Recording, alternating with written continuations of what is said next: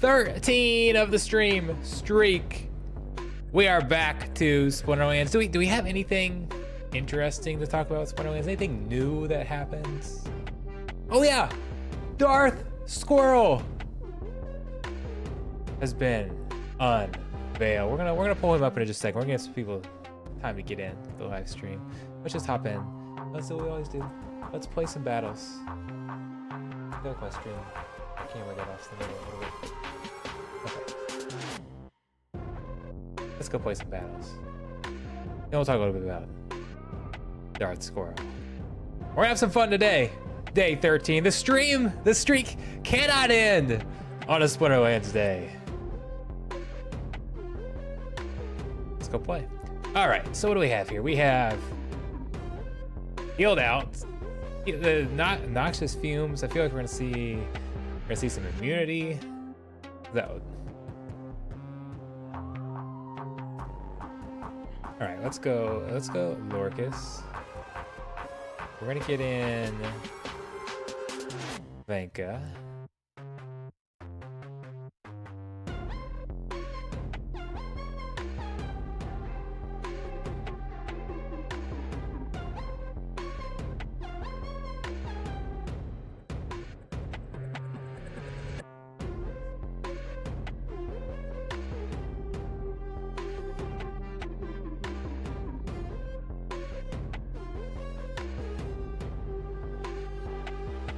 I don't know about this.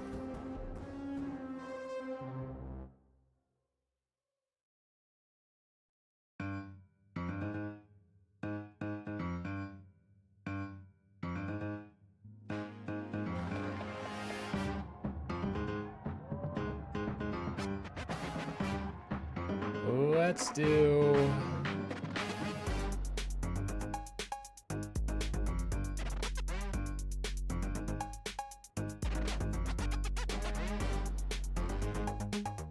Okay, we'll see what happens. We'll see what happens.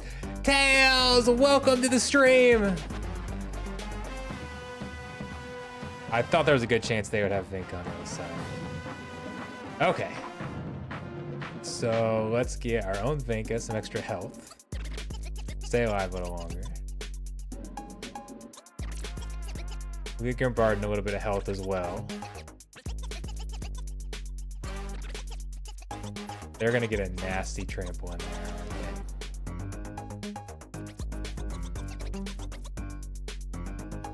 That's gonna hurt. That's gonna hurt a lot.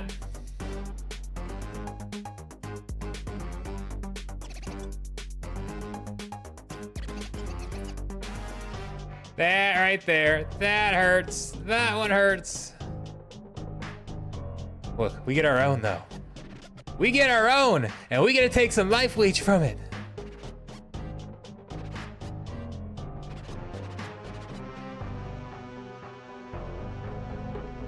Get armor back, get some more health. We got this. This is gonna be nice right here. Love it! Love Venka! Tail says, you think he's gonna need my help in Cypher? He keeps getting wrecked in Arena, as you do not know. I get wrecked in Arena. I have level 60 characters and I'm won 2 Arena battles out of 20 attempts. I don't really play Arena much anymore. And they recognize that basically there's not enough people playing it. The only people playing Arena mostly are the high level people. And because there's not enough people playing, the matchmaking is terrible and you just get matched against people that are way better than you. Because everybody else gets destroyed, they get discouraged from playing Arena, so most people don't play Arena, so then there's no matchmaking for every, like, it's kind of the cycle. So they are redoing Arena, and they're going to make it, they're going to have it so it like evens out levels and things. I don't know the exact details, but it puts, when you join an Arena, it puts everybody on a more even playing field, so that you can matchmake with, helps with matchmaking. They're redoing things, so I would just say don't worry about Arena. They took away a lot of the airdrop value from Arena, the Arena and the Arena leaderboard, because they wanted to discourage people just farming Arena, and that wasn't the intention. So there's a lot of changes coming there. Okay, we'll get Sneak.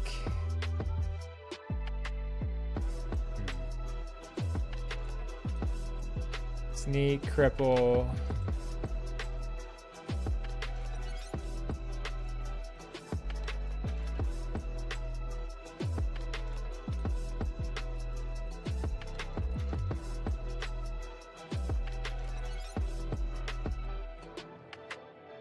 I think I might come over here. Get the shatter in.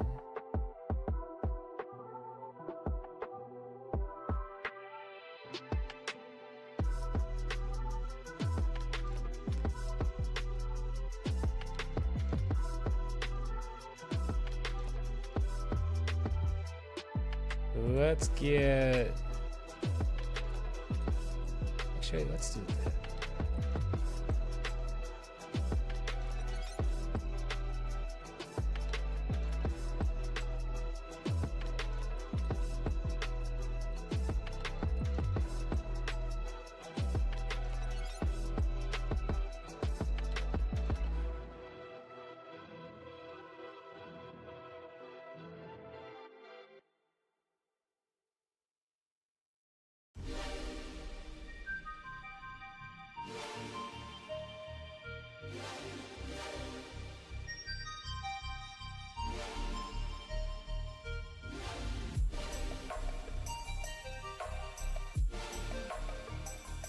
All right, we're gonna give.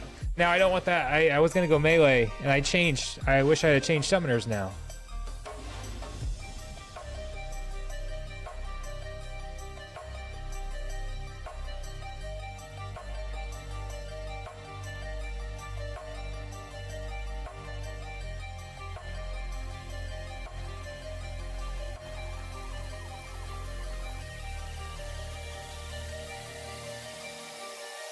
All we're doing is taking out their armor.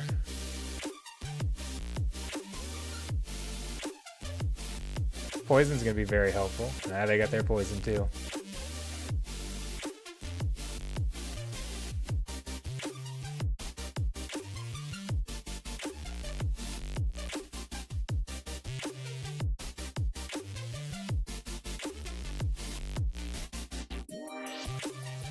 Got some magic damage coming in here. No poison, no poison. Oh, good, no poison. That's very, very helpful.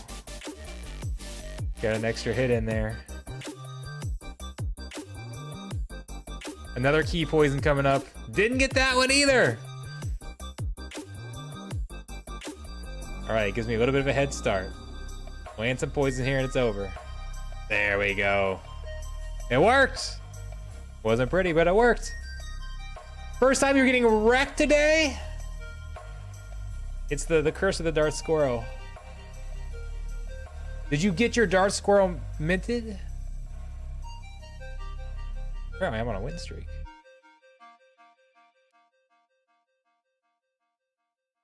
Finished last time on a win. Let's see if we can get the champion.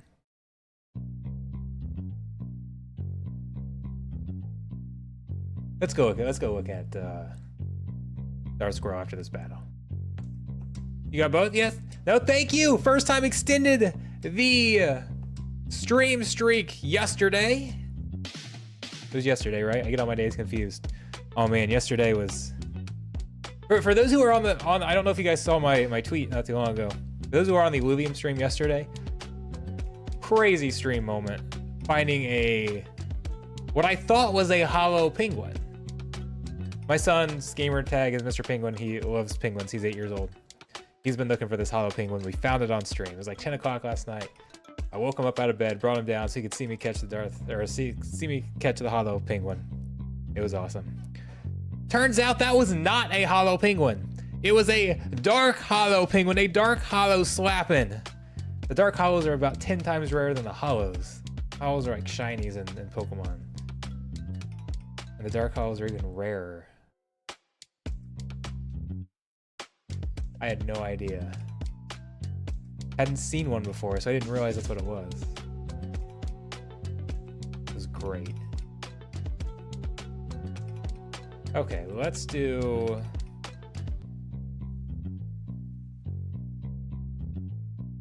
Go Lily. Bolts, welcome!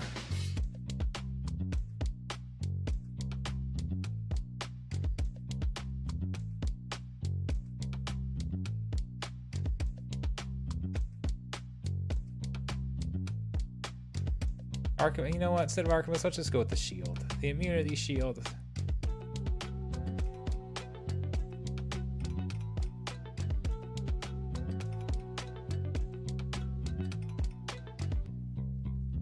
Do I want the repair and the cleanse? I guess if I went...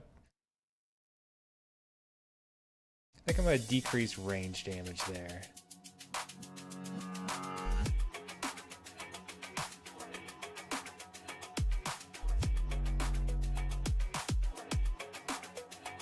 I want Vinka in there, so I feel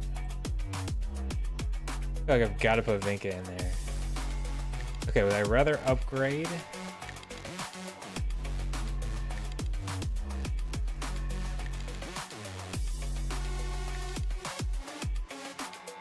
I could put Thorns up there instead.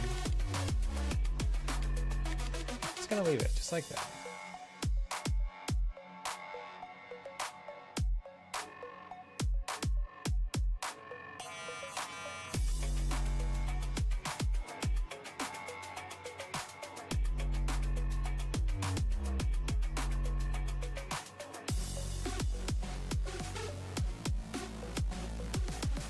I was worried about that force. No! That was only a 5. Stop missing. Stop missing. I was worried about that force field. That's why I put the Carnage Titan in there. And he got the trample in to decrease the damage on my Carnage Titan. Evil.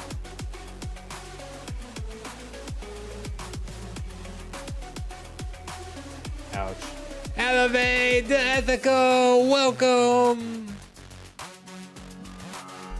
Getting roasted right now. Hey, we won several in a row on. We won 2 in a row. Got some wins to start the stream on. Just not looking good right now.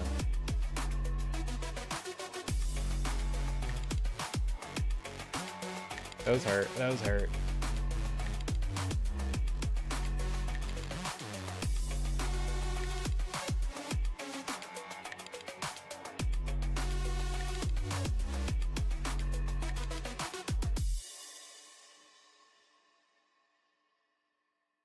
Those tramples are killing me.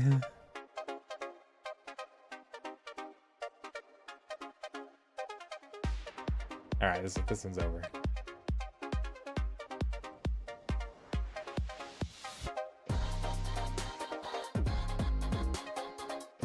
All right, let's go look at a call to arms.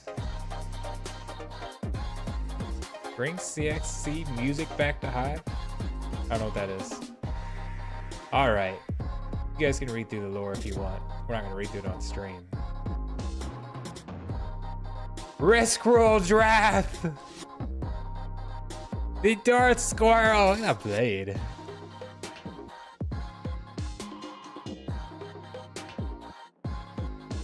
This is game changing. Let's talk about this guy for a little bit. I've got a video that should be coming out soon if I can find time to make it. We're gonna have an actual video going over it. Let's talk about here on stream. Because I think this summoner is OP. Obviously, I'm biased. So the first thing we have, Brandon says, where in California? We got 2 California guys out there. All right, Drath gives, okay, I guess first off, he is fire and earth. Fire and earth. They kept the same combos for the legendary summoners as they have for just your summoners that don't have any abilities on them. We have +1 ranged and flying. But first off, we've seen a summoner with flying before. If you're in a wild, you've got a summoner with flying. That's Bright and Bloom. We've seen how Bright and Bloom is a very, very good card. It is it's like a necessary card for the Earthquake rule set. Flying gives you +25% dodge if the opponent doesn't have flying.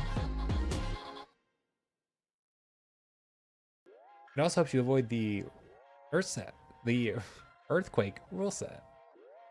Helps you avoid damage there.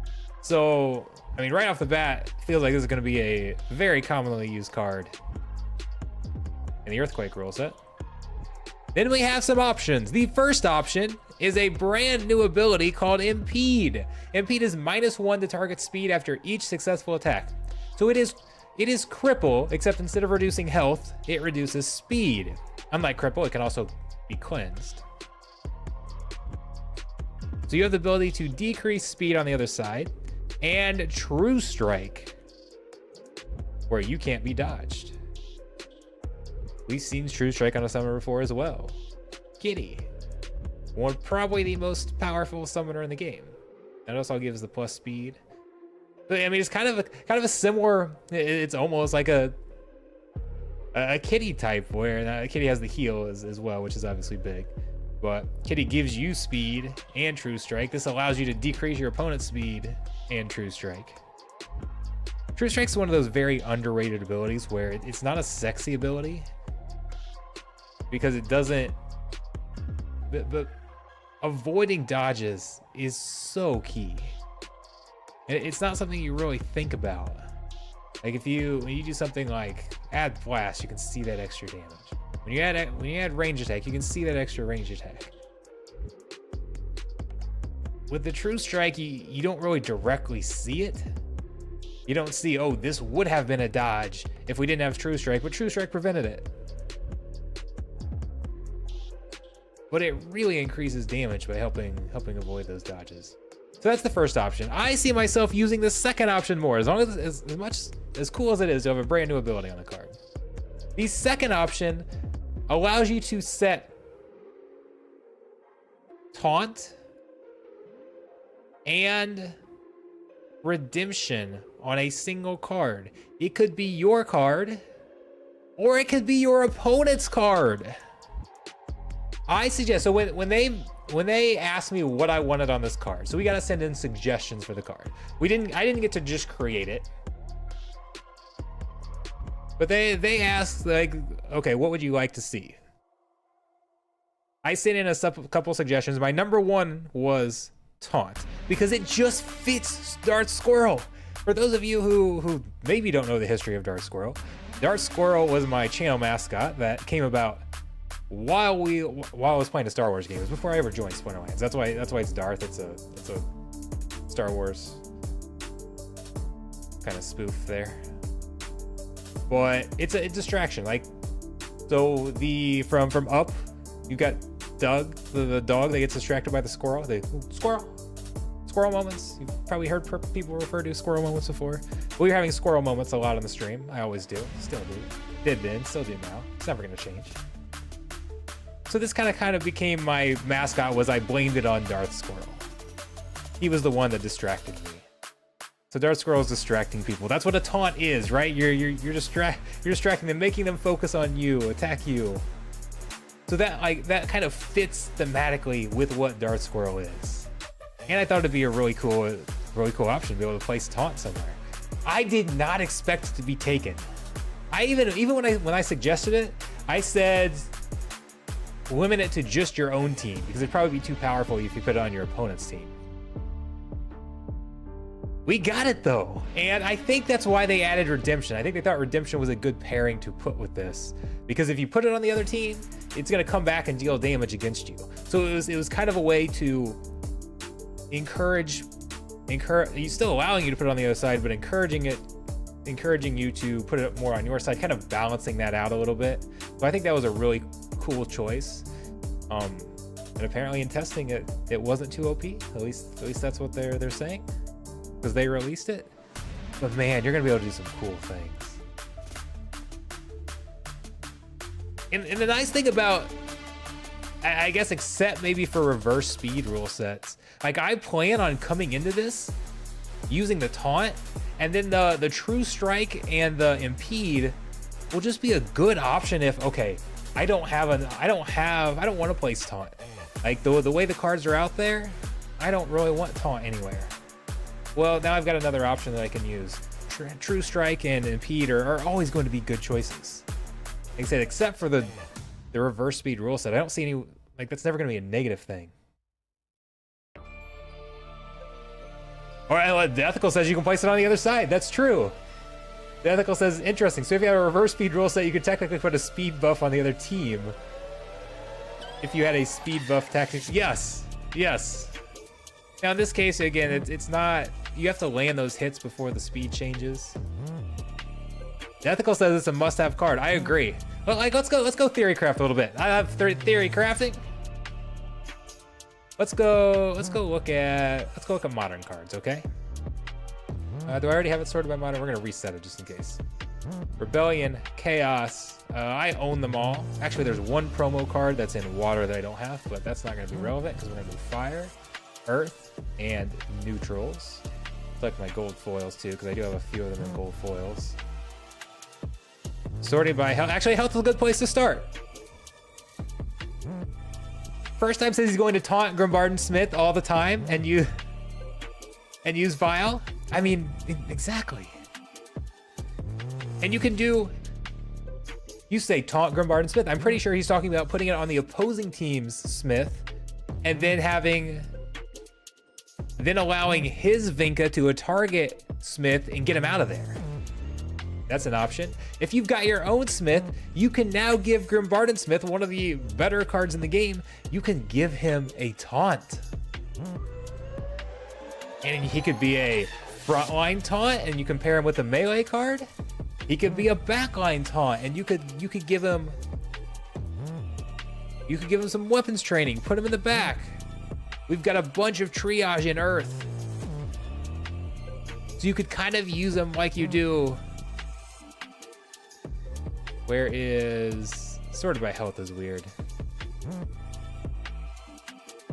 Let's sort by mana cost real quick because it's a what, 9. Like Slip Spawn, easily Slip Spawn as a backline tank. You could do that with Smith now. You could do that with some other cards.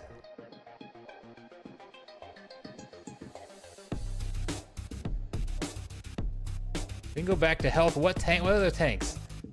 London Overseer? I can see that being a card you could put, again, frontline or backline tank. Archimus? With that force field? Could be a great tank.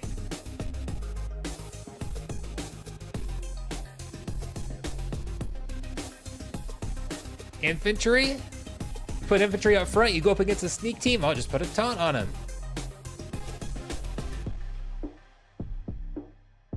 Or Forgotten One, try and get some retaliate. I think there's a bunch of cool tanks you can use, giving them a taunt. You can taunt a monster that already has taunt, double taunt. You could taunt, let's go back to mana here. That's how I'm used to looking at these cards when I'm selecting teams. What about cards like Runecrafter that has Fury? Runecrafter has Fury. You can put a taunt on the opposing team's card. You've got a card that thinks it's gonna be tough to get through. Give them taunt, and now your Fury does double damage.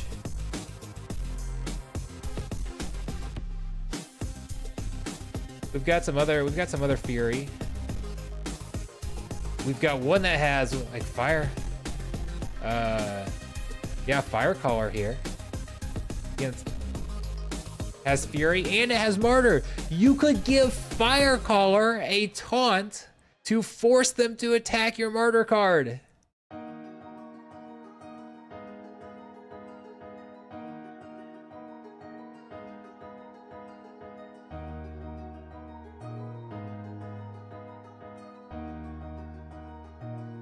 You can give Dumakal Orc a taunt.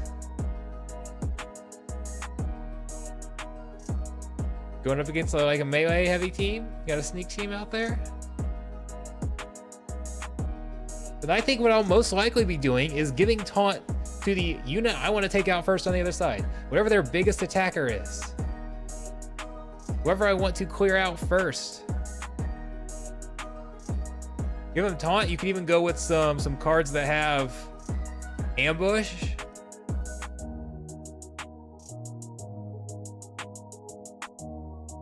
Put rush in there. Puts we've got our ambush with sneak. Where's he at down here? What, he's 3 mana, right? Gabuano. Get that ambush and get the shatter in there. Go take a card out early. Go take a card out early and you select what card it is. Throw some ambush. You can put taunt on any, I mean, you could use a bunch of sneak cards and put taunt out there and make it attack a middle line.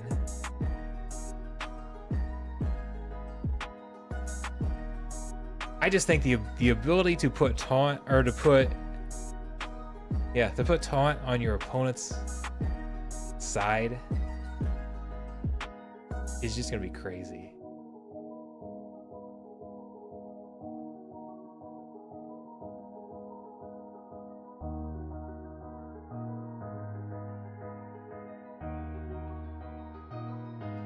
These summoners are so powerful.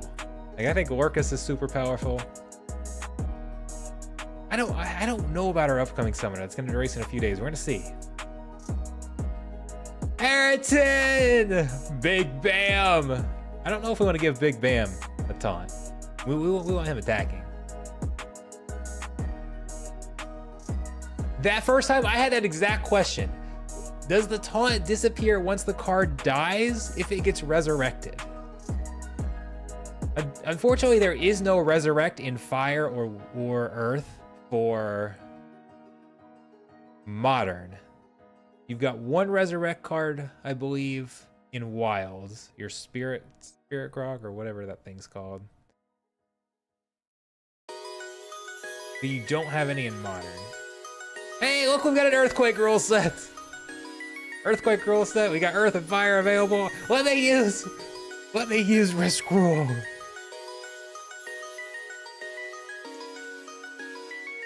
Okay, what do we want to use then?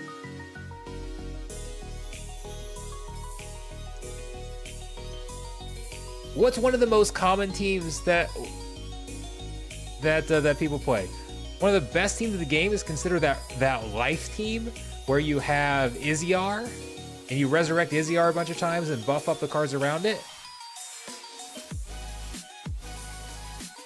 That's gonna be a hard counter to that. You can put the tank on the first card and take out the attacker, usually right in front of Iziar is an attacker that you've got a lot of damage you're wanting to give. Put the taunt there, take out that card first. Okay, let's go.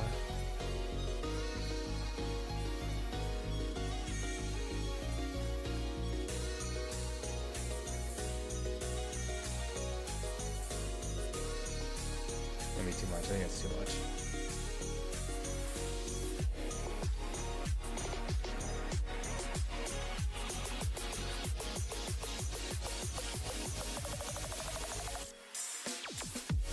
Myself a little more room here.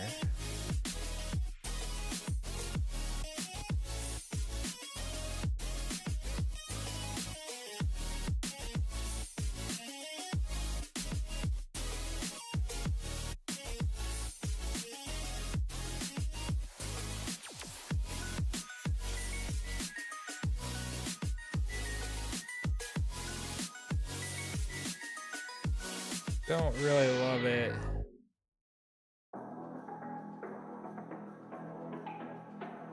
I don't like it. I don't like it. Dogfo, welcome.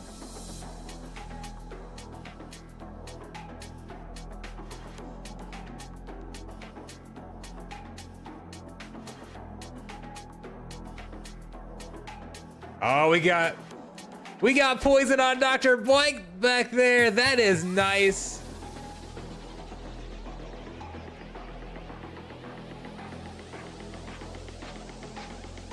We get to take out Dr. Blight. Didn't get a lot of good RNG that turn. But that part was nice. Still can't block the heal. Blocking the heal would be nice, but we did get some poison.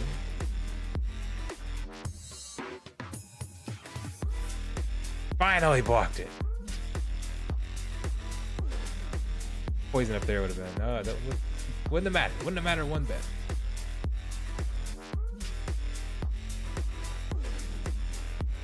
Don't.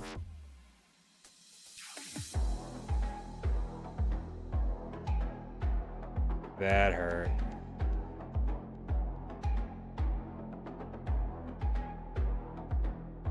Got Scavenge going, but we've got poison back there. Some clutch poisons on both sides, really. Back-to-back losses.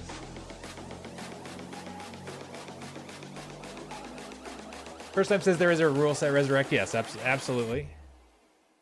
Absolutely. Get some extra redemptions in there.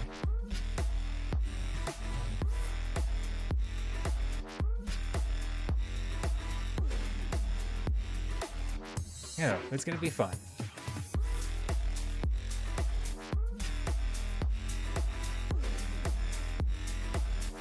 Richard said, "The lookout." What are we talking about with the lookout?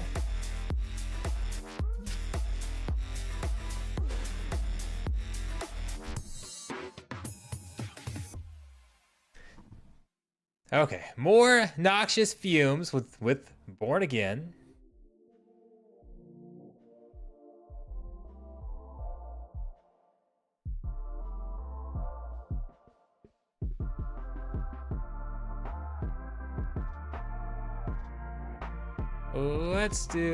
Let's do quicks here. We're gonna go with this team.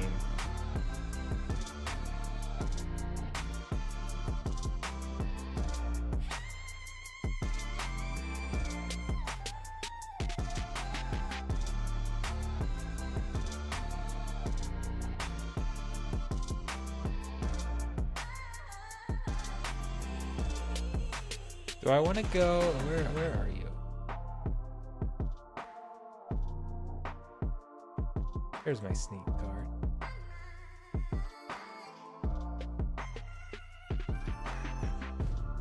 I don't know.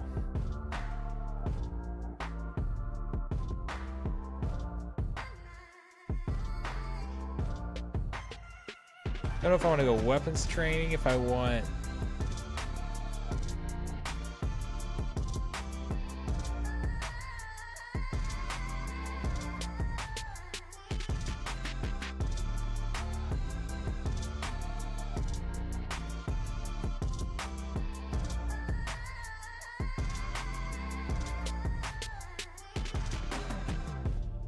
I like that immunity in there too. I like the redemption cards.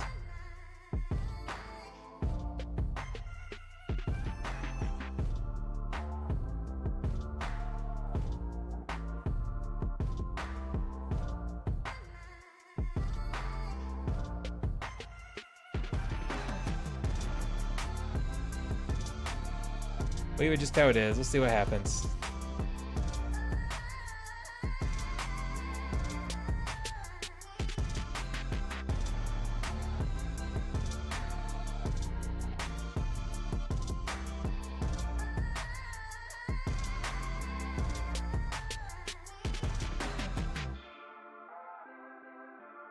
Gonna get destroyed back there.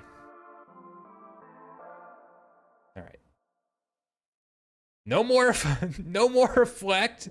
But then all these guards are gonna die to poison.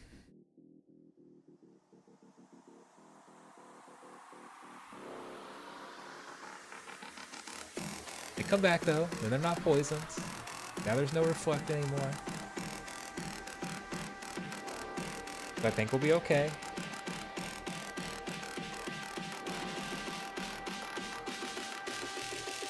They return fire, doing work up there, like that. Get a big knockout. Not knockout. Maybe knockout. Knockout! Look at all that damage! 9 damage from the Wailing Wraith. Killer back there. And then Dr. Blight stacks all his health back up. This heal. They're gonna get that heal in too, aren't they? No, they won't because, yep. How much health, how much max health does he have? It's gonna be a nice chunk of healing here. I don't think it's gonna be enough. A 5 heal. I don't think it's not going to be enough. Wailing Race having none of that. Says, you can take my health. I've got my armor.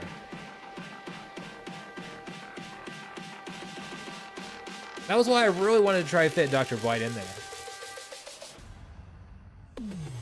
I ended up going with Riftwing and getting the Scavenge in that way and still getting some attack. It worked! Richard, plus my guys be flying with the Force. Yeah, it's a flying squirrel! Don't you think that fits?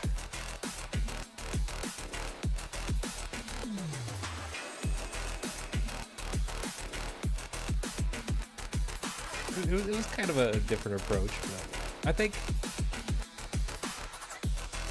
the lore was definitely a lot different than I expected. I'm thrilled with everything. I'm thrilled with the card. I cannot wait for that card. Okay, Silent Summoner. So what are we gonna do? It makes sense. So either Fire and Earth, or Earth and let's do over here.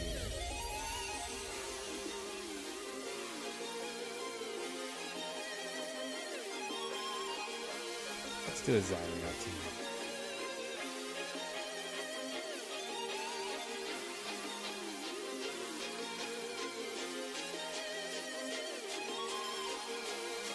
How much can I press? Let's go.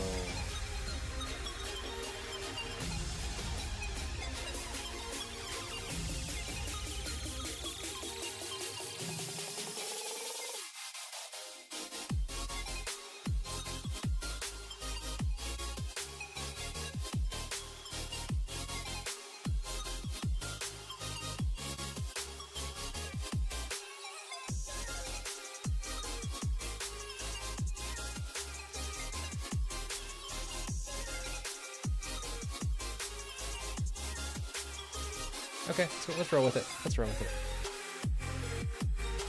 I get nervous putting Smith up front anymore because we see Vinka all the time. And we see him some more. Like, Vinka's just all over the place. Which is why it's been more playing force fields lately.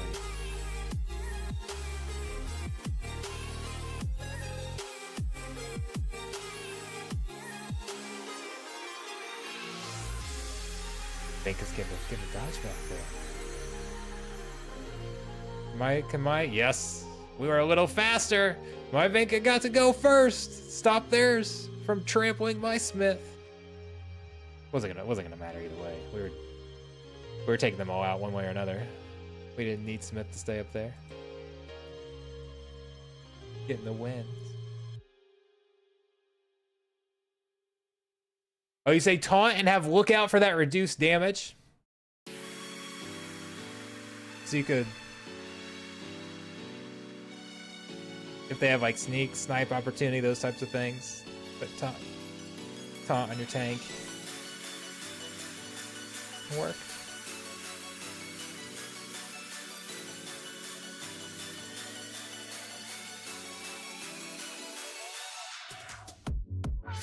I just really see myself mainly putting taunt on the other side.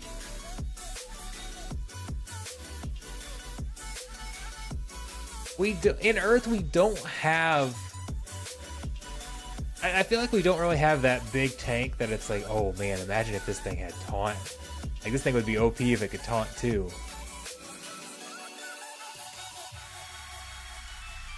Like, in the life you have... Oh my goodness, what's that? Get that huge tank that's got a shield and has triage. I forget its name. That's something that's like, oh, I wish I could put taunt on that. I feel like we don't have that type of card really in Fire or Earth.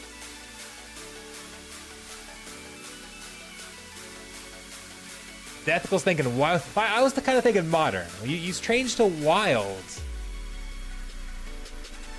And that can definitely change some things. Let's go. Aimless and Holy Protection is kind of odd. You know what? Let's have some fun. Let's go. Waka. Okay, so I generally like a shield up front. You can have more of an attacker. Or should we just focus on, like, we could...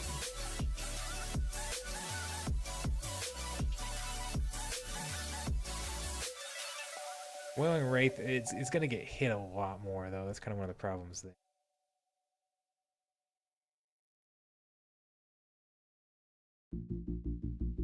Like, you could do something like that up there. You focus on that first card where they might not be expecting it because you've got Scattershot.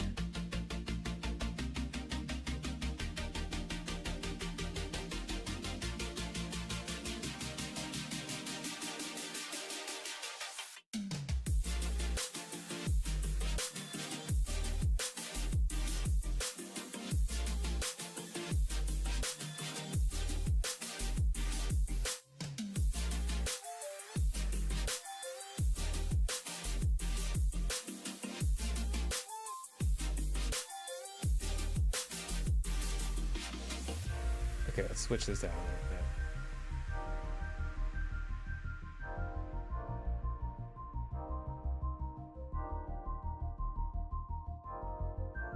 You know what? Let's do...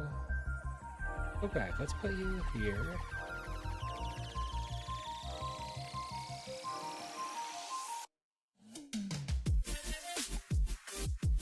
It gives us a double attack there. I kind of like that. Okay, this could be good. This could be good. 3VOD TV, welcome. They're gonna try and spread some poison around as well. Who's gonna land the poison? Who's gonna get poisons? Who's gonna get backfired? Of course. Who do I poison? Well, I got a poison there. I couldn't have landed poison on Dr. Blight.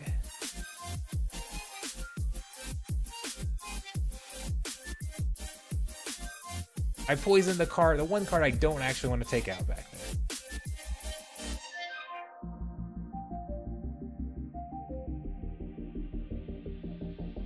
Are you kidding me? Hey, there we go. That's better!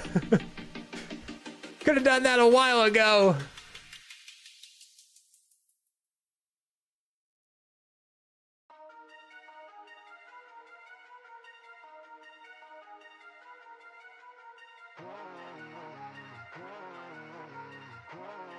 I think it might be too late. We'll see.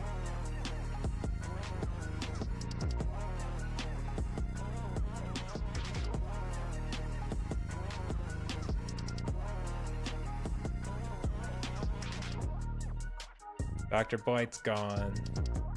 Smith's gonna be a pain back there. There! My turn for some backfire! Alright, we got it. I can't do anything now. Even if they oh, now they got poison. So even if they backfired, Smith has repair. That was a crazy, chaotic, RNG driven battle. I don't know if I got lucky or didn't get lucky. I got unlucky round 1, I got really lucky round 2.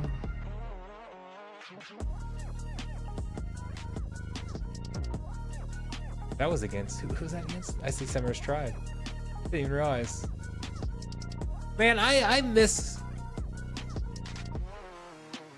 And I know why they took them away, but man, does anybody else miss the days when you saw who you were facing before the battle? And you gotta see, you're going up against this person or that person.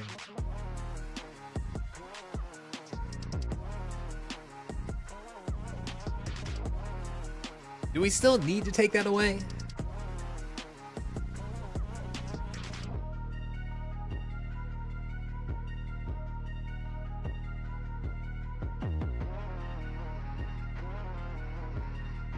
You still look for names sometimes?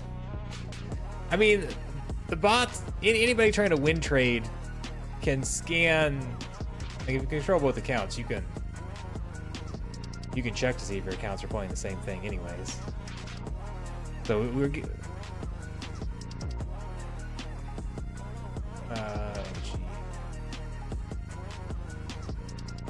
Up close and personal with Briar Patch.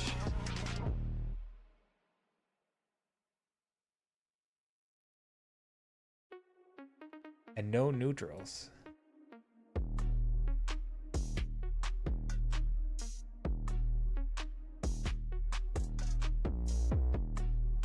Kind of like that right there.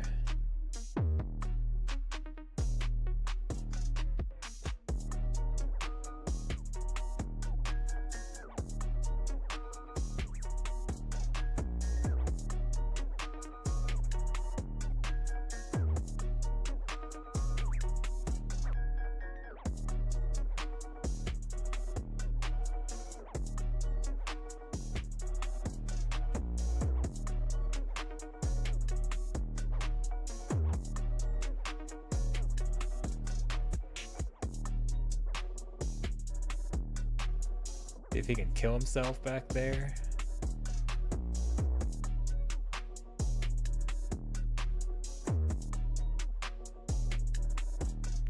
I don't hate it. Get a double heal on Longtail. We got a little bit of magic damage in there. Vruz can die. I want some Amplify though, but do we have, the only Amplify I have is C-Rec, right? We don't have neutrals.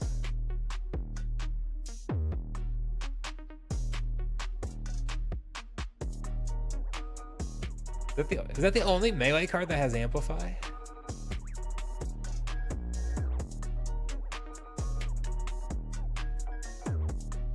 I also do kind of like the idea of Solus in there as well. Has that reflection shield. I think we'll go here. I feel good about it. I was nervous about having that retaliate. That shield up there is kind of nice, but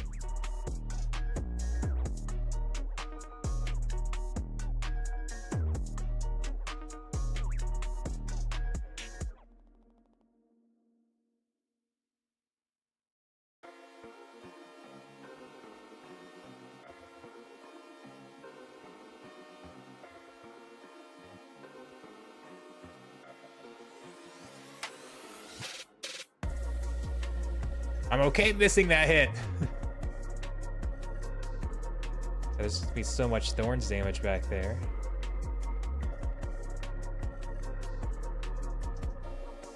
That does. I kind of forgot about the Enrage back there.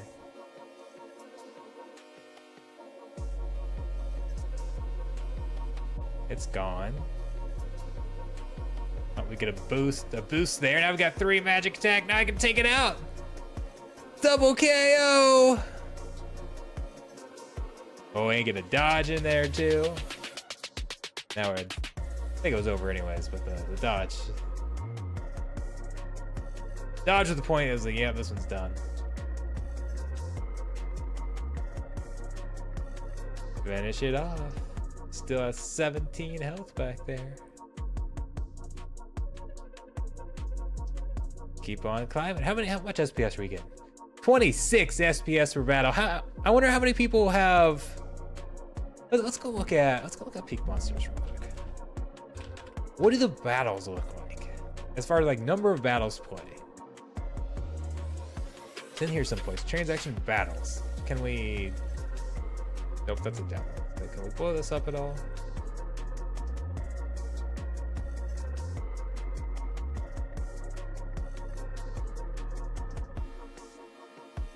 That doesn't really. Yeah, kind of. About the best we can do.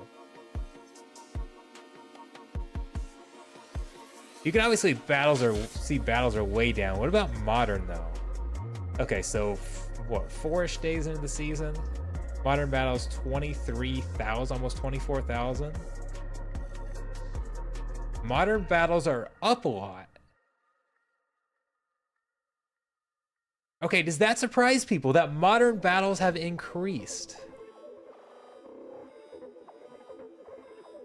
As opposed to, I mean, we see wild battles, 50,000 or 500,000, 475,000, 38,000, 40,000, 40,000. They're down, they're 10% of the battle numbers.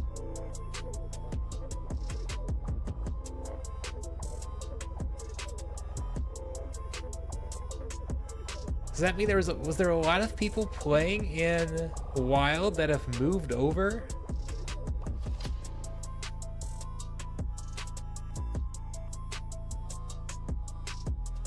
In Modern Battles, 15,000, 14,000, 14,000. Here we have 24. I mean, we're not quite doubling, but what, rough math, up 75% or so? I thought you might have, and maybe the SPS isn't high enough, but I think you'll have some people move from Modern to Wild that can play in Wild with the SPS changes. First Time says they need to pay for the pass in Wild now, so they stopped botting and moved over. But why?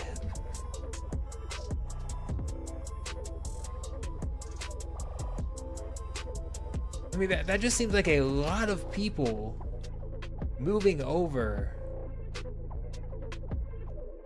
Were there that many people who are choosing to play in Wild? Or do we have a lot of bots that have moved from Wild to Modern that are botting in Modern even though they're not supposed to? I guess I'm just surprised there were that many people playing in Wild that moved over. Like they were playing manually already and they just decided to play in Wild.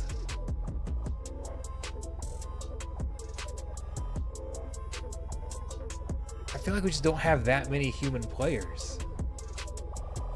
I don't know.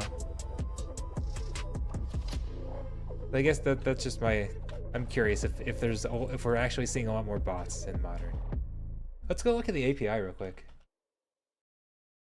First Time says a lot of bots. So you think a lot of those are accounts that are now botting in Modern even though they're not allowed?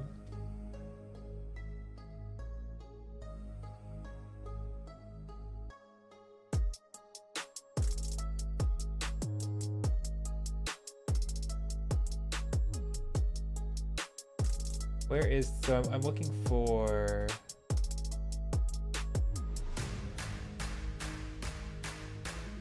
the API that says how many wild passes we've sold. You think people with bots don't even know about the change yet? Depends on how much they log in.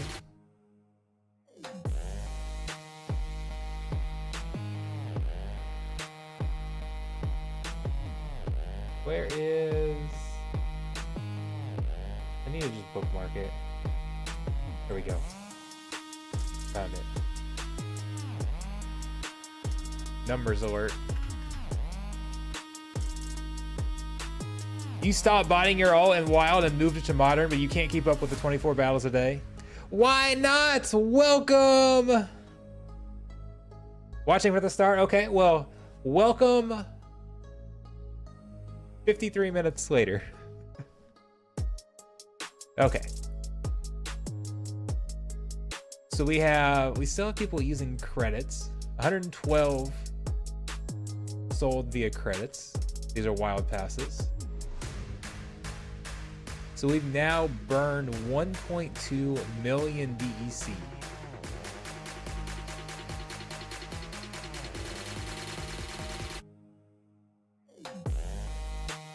And vouchers. I feel like the DEC's changed more than the vouchers. All right, breaking my calculator out here.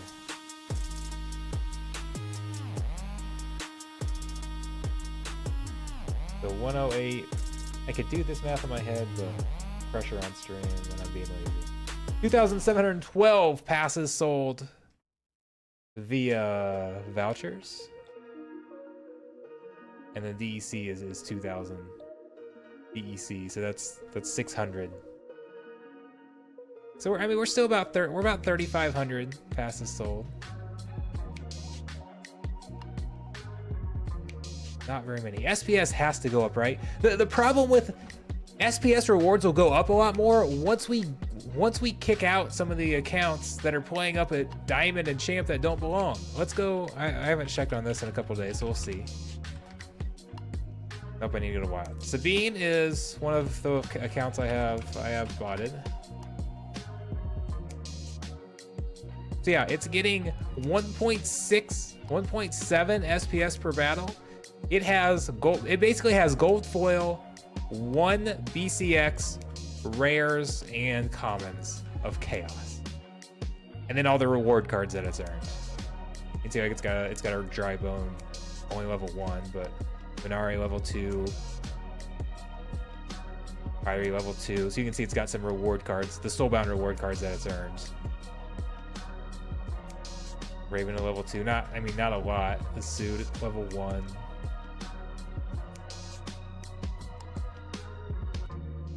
But it's playing with bare bones cards.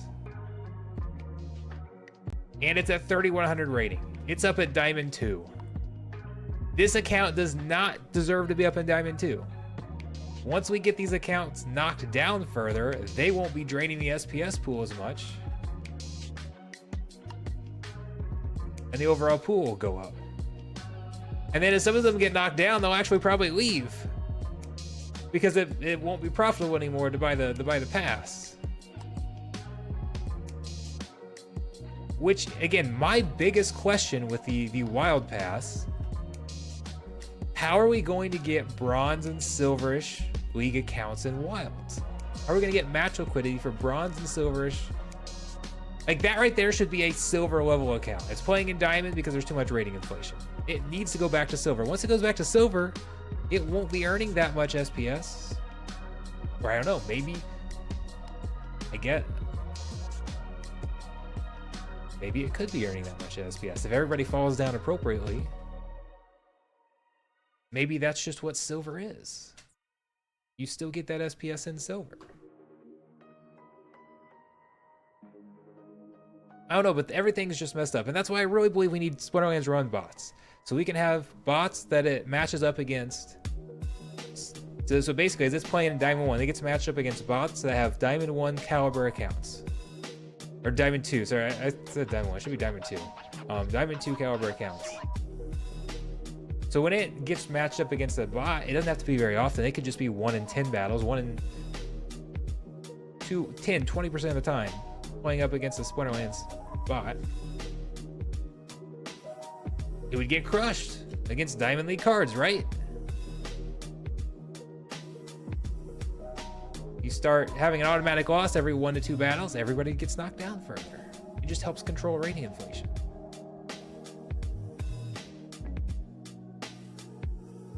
Or the other way around. If there's no accounts in bronze and silver and you're trying to battle in bronze, you can't climb because you can't face anybody.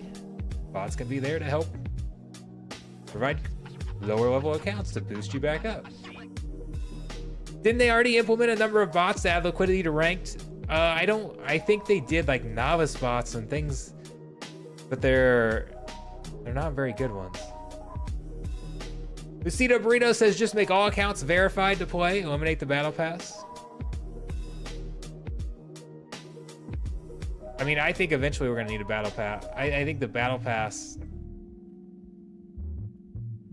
should encompass a much bigger thing. But I think it should be in both leagues, actually. Okay, let's go. Noxious fumes, equal opportunity. I mean, we can do a lot here. The basis of this team is mostly odd cards. Actually, let's do inevitable. I'm gonna take out Grandmaster Wraith, I think, and I'm gonna use Dina. Get some triage in there.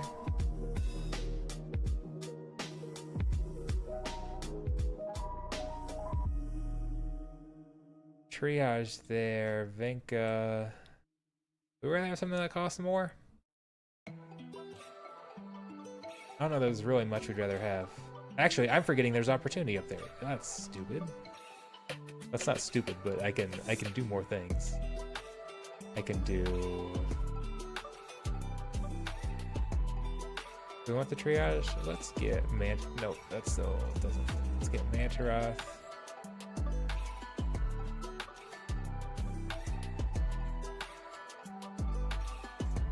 I'm thinking about taking Inevitable down.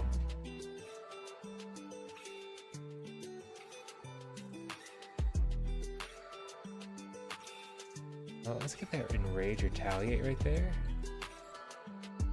Okay, I kind of like that.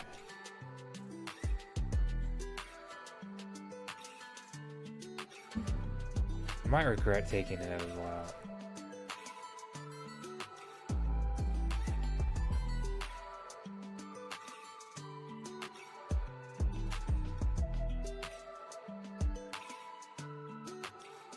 I don't know who I want to heal.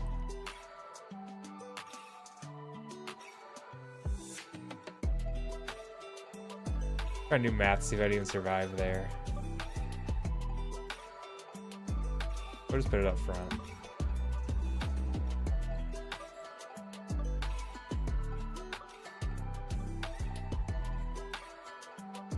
Eight damage, that hurts! That's a knockout blow. And that's it's a 60% dodge chance. It just pulled off. A good thing we've got the True Strike. We talked about True Strike earlier, right? Yeah, that was a 40% dodge chance on a 10 attack and 11 attack. Actually, that was only a 9 attack at the time, but still. Pulled off those back-to-back dodges. Is that gonna do me in? There's my own dodge. Let's find out. We've got some loaded cards here.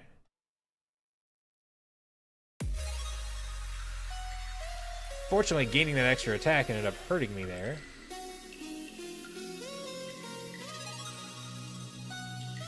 But I think things are looking pretty good here. That Dry Bone Raider's kind of sick.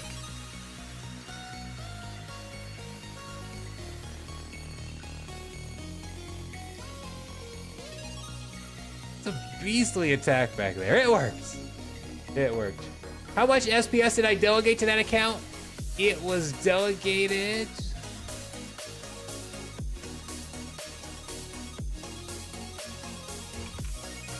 I'll get an answer for you while we're loading the next battle.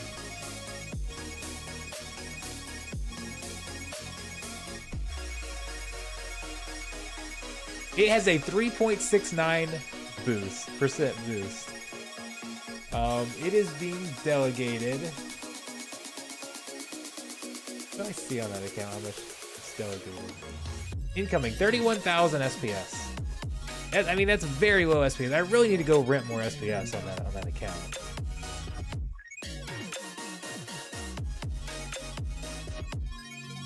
Bolt says Splinterlands right now is like having a cooked unseasoned steak with a tall room temperature glass of water. So are you saying it has the potential to be great? Or like it should be great, but it's just been butchered? I don't know.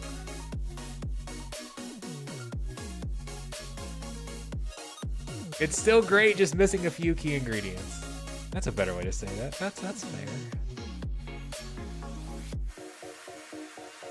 And I mean, I've ranted about it before. I think Splinterlands has the best economy setup of any of the games we've seen.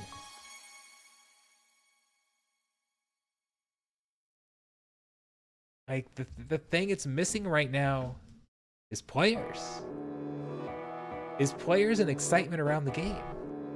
And that's why I really want to do a KOL marketing thing. And part of that is because I mean, I think a lot of people would just say the game isn't good enough. I mean, I absolutely really enjoy the game. I've been playing it for 3 years.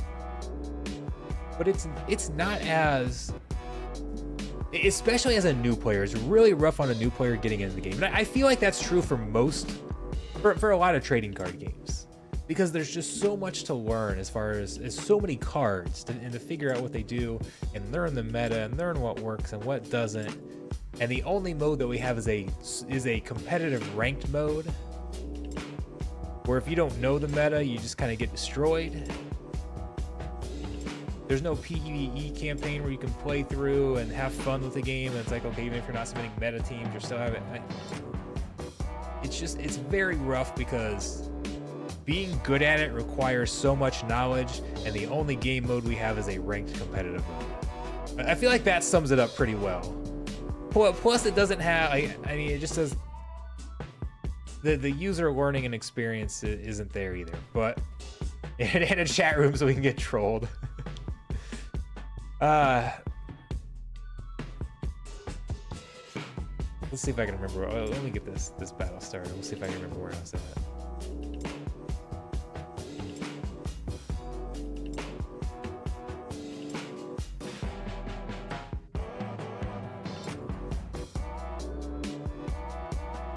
Okay, what's stun?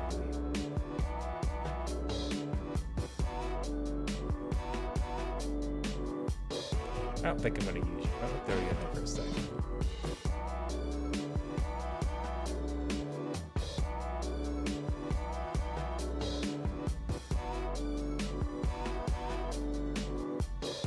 I'm actually kind of liking it. I was gonna put Vic in. Kind of liking where this is going, actually.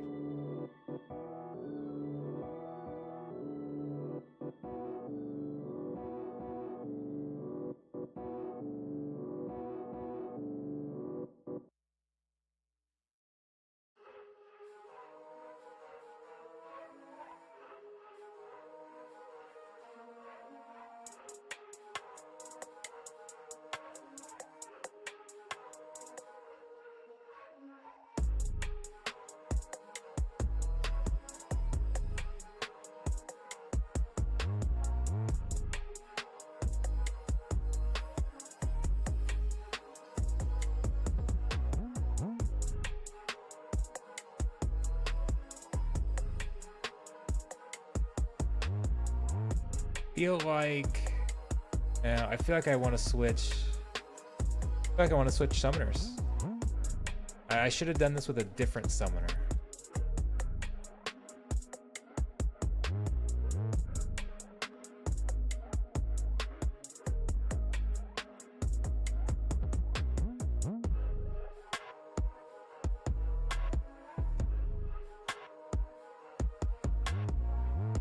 They don't have much armor though.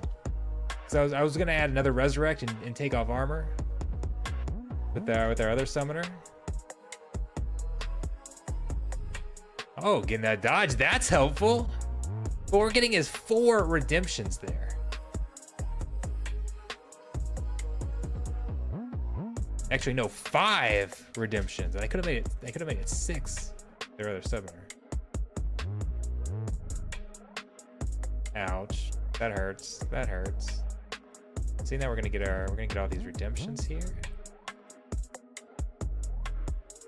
And they each res once. And then we've got a bunch of redemptions, and then we have a bunch of where we're decreasing their health twice over here. We've got scavenge over there.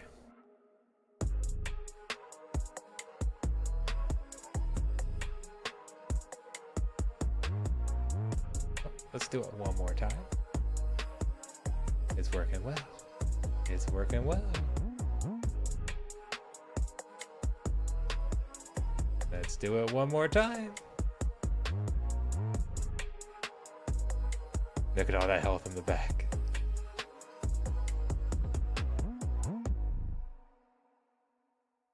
Picking up some nice dodges on top of it too. That blind's helping out. Lovely. It worked great. The extra damage may have been better. I don't know. Yeah, you can have your little bit of life.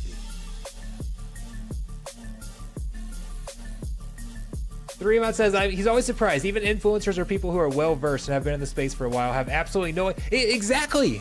Like, this space... And I gave up beating this drum a while ago. I talked about it with Hive as well, okay?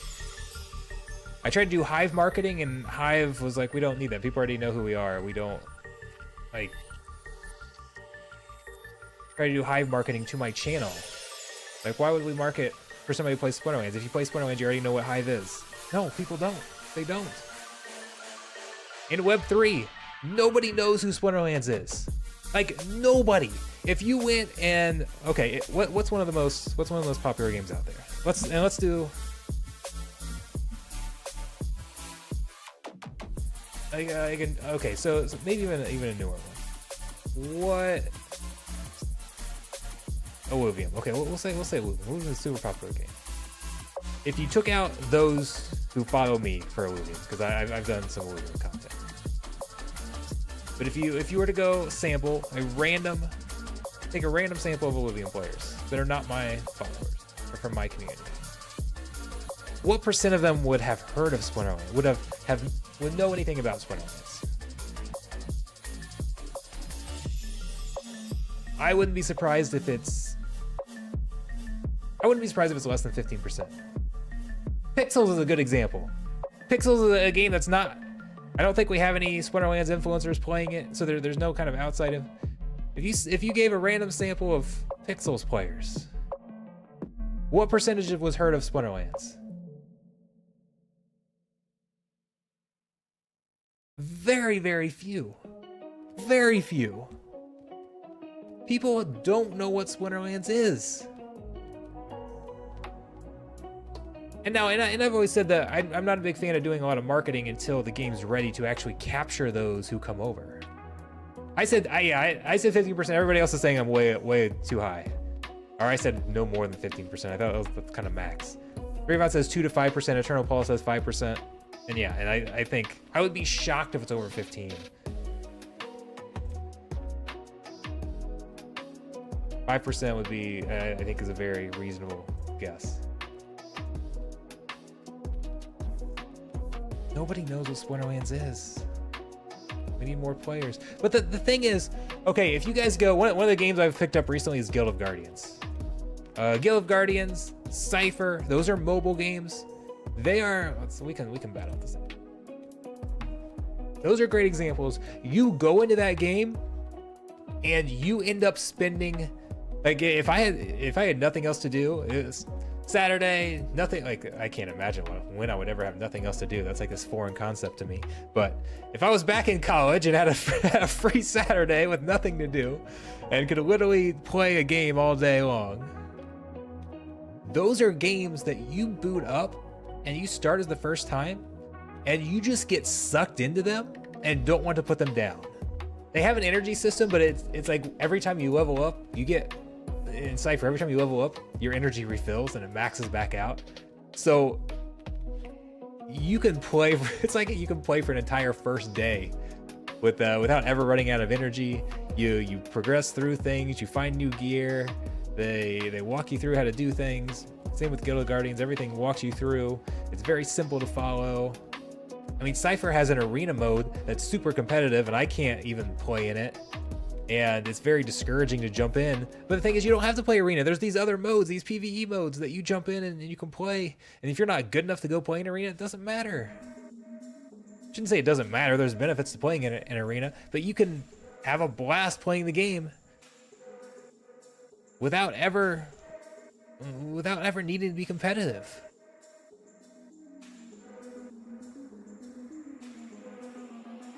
Splinterlands isn't like that. It's not.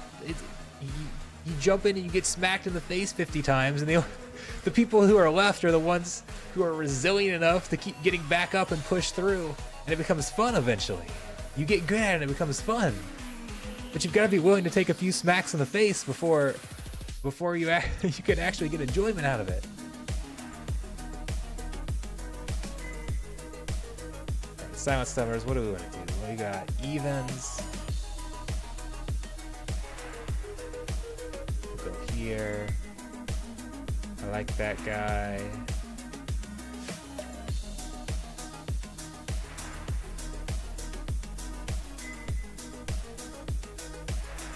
Actually, I don't know if I want. Okay, let's do this instead.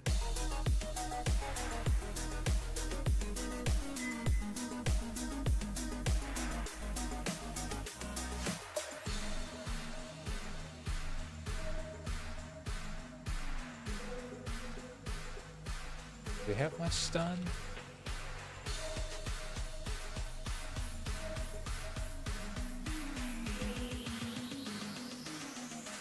I don't really think I have weapons training that I love.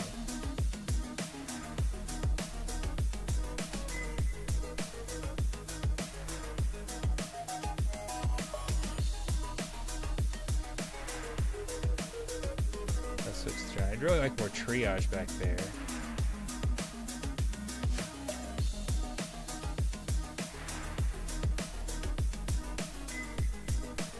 I feel like we're gonna see Coastal Sin.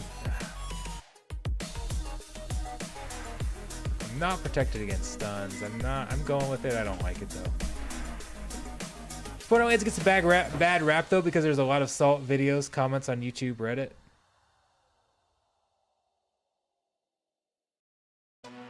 Gonna like this Drybone Raider as long as he can land his hits though. That guy's gonna become kind of fast. There's the stun back there. We like that. Get some extra damage. Of course we missed. That's all right. There, we got that stun. Now that'll help. Now we're looking good. Feel good after the couple stuns. Now we don't have the advantage of stuns. Still got a decent chunk of damage. We're good.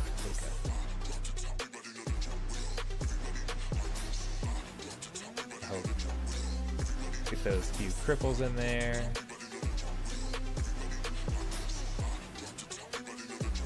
They're gonna have a much smaller heal thanks to these cripples, and hopefully we can get some stuns in.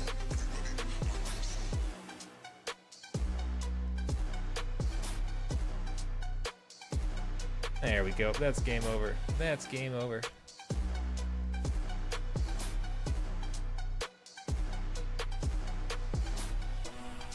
We're up at Champion League, getting wins now. 29 SPS. Fremont says, new player experience and a fresh marketing campaign does have a lot of promise for growth. Absolutely.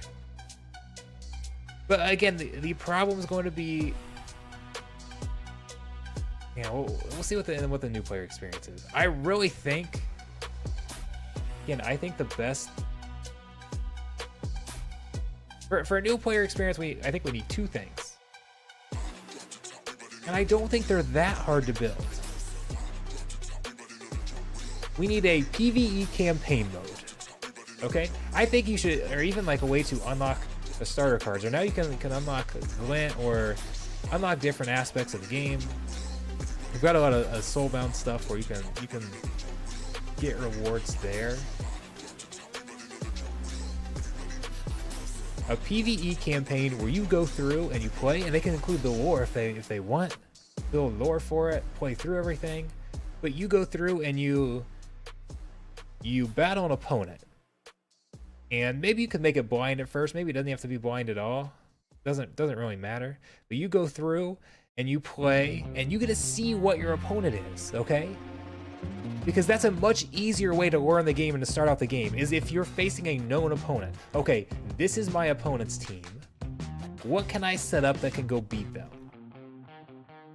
Instead of, right now we're doing blind. I'm looking at, I'm not only thinking, okay, what fits this well? What fits these rules well? I'm thinking, what can I do to counter my opponent and what they might play based on these rules? And that adds there's two huge things there. And if you can start off teaching the game with against a known opponent, so you don't have to worry about trying to predict your opponent's side, you can just see your cards and go play. You can pick up the game much quicker that way. At least I believe so.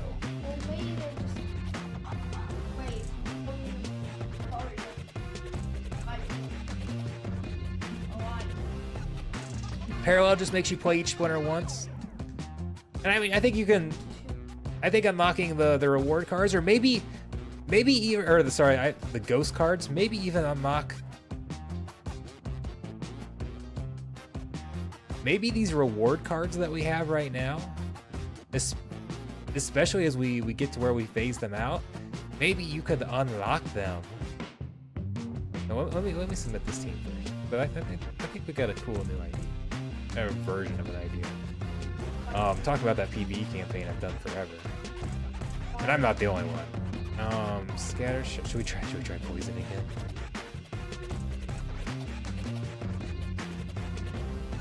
I do like Lily with the scatter shot and getting that triage in there. Let's get, and we've got some more triage.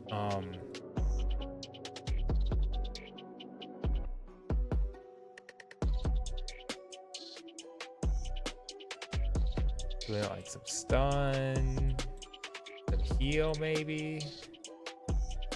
Wait, no, I want Oh, fuck, cheer it.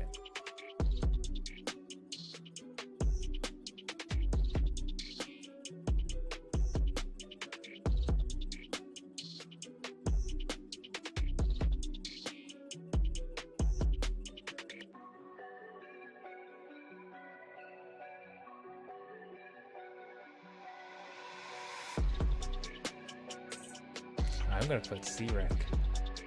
I kind of like that.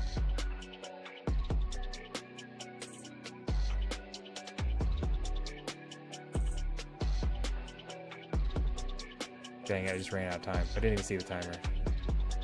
Did it take it? It did take it. I was gonna switch that out. I was actually gonna switch out my other triage there. Yeah, we get though. Got a couple opportunity cards in there. We're gonna get some tramples off that opportunity. That's gonna be kind of nasty.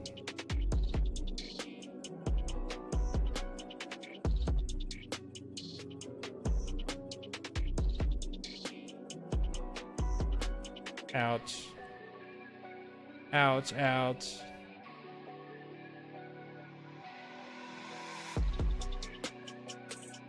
Not looking great here.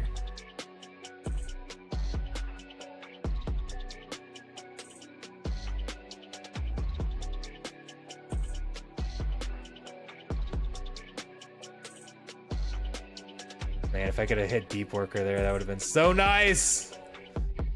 Not gonna happen though.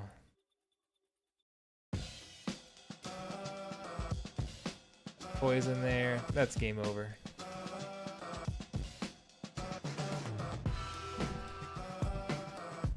Everyone says maybe start with less slots. Like the first few battles, they're just selecting a few cards in the match and are going over a few battles. I mean, I think maybe the first few, but I think it's just seeing the opposing side is enough. And you could play through, like, okay, you're given Earth cards, and you play with the Earth cards, and then once you complete the campaign, and maybe you have certain battles where, okay, you need to use Sneak to beat this, or Snipe. This team is weak to Snipe. Using Snipe cards can help beat this, or they've got a bunch of opportunity cards. So if you want to put a tank in, and kind of walk you through different basic strategies on how to play the game to get through each of these campaign modes, they can tell a story, and then maybe you finish. What I say, Life, Earth, I can't remember which one I said, but then you move on, and maybe after you beat that campaign, you unlock the fire cards. And I think you could unlock, we've got starter cards, so you could unlock the starter cards, but you could even use our current reward cards, kind of like starter cards, and have it so, okay, you earn some of those reward cards, you earn some of those soulbound reward cards. So that maybe by the time you get done playing the campaign, you have 1 BCX of all the reward cards to get you started. And give you some more cards to play.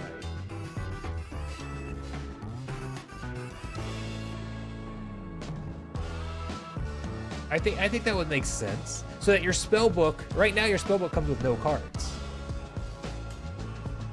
Now when you buy a $10 spell book, because remember it's not free, you have to pay $10 to buy the spell. You do get $3 in credits, but now it's come with the $3 in credits and 1 BCX of, or maybe it's just the common and the rare reward cards. Whatever the case is, but get you started on the reward cards. Or give you some glint to open chest and get the reward cards, and you can choose what you want. I kind of like the idea of forcing people to have those cards so they have more cards to play with. You can maybe get rid of the ghost cards altogether. You're giving everybody, okay, you've got every summoner after you go through the campaign. You have all these. Give you a little bit. A legendary chest pull as a final reward, and something like that could make sense. But yeah, give something to people for people to play, so they can play through that. So that again, when you get started on the game, if you set it so, okay, it takes you 3 to 4 hours to play through the campaign and play through all these battles. People play, they've got something that they can easily progress through, where you can learn the game, you don't have to be too skilled. And now, by the time you get done playing, you've got a little bit more game experience. Not only do you have more game experience, you're hooked. You've invested 3 to 4 hours playing through this campaign, playing the game now. You're gonna be a little more motivated to earn arena than somebody who got the game, played a few arena battles. I wanna know how many people How many people buy a spell book and don't ever even play 10 battles in the game? They play a few games and it's like, wow, this is not what I expected. I don't have any cards. I'm getting trashed. Oh, I have to go spend more to get some more cards? I bought the spell book. I thought I spent enough. I've only got $3. That's not gonna get me very far. They don't really understand the rental system, and yes, $3 actually can get you very far. But I think it'd just be that PvE campaign would be a drastically different new player experience, drastically improved, and be a much better way to capture people. Raybot says there's probably a good amount that buy the spell book and never even get through, what I say, 10 battles, 5 battles? I don't even know what number I said. Number's not important. All right, let's do...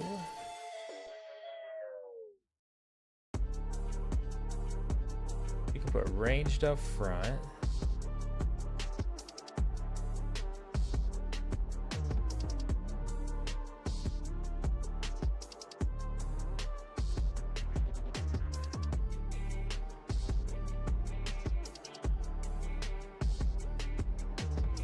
I think I want to do... We're gonna go with the whole thing. I'm a fan of Zyria. I really like it.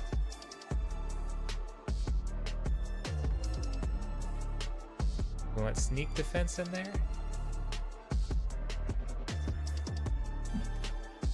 We don't have any other weapons training, right? Okay, no magic weapons training.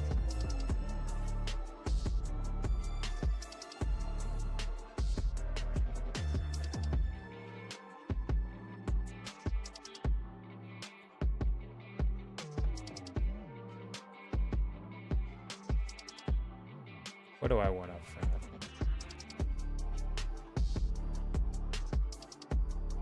Do I want a bigger tank?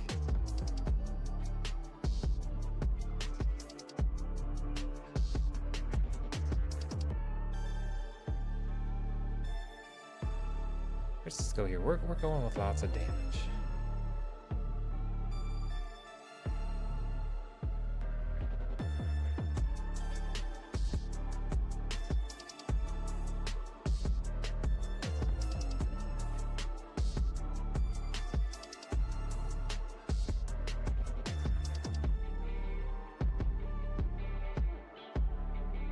We'll see. But yeah, I think once you get something like that, it just puts you in a much better position. Horse.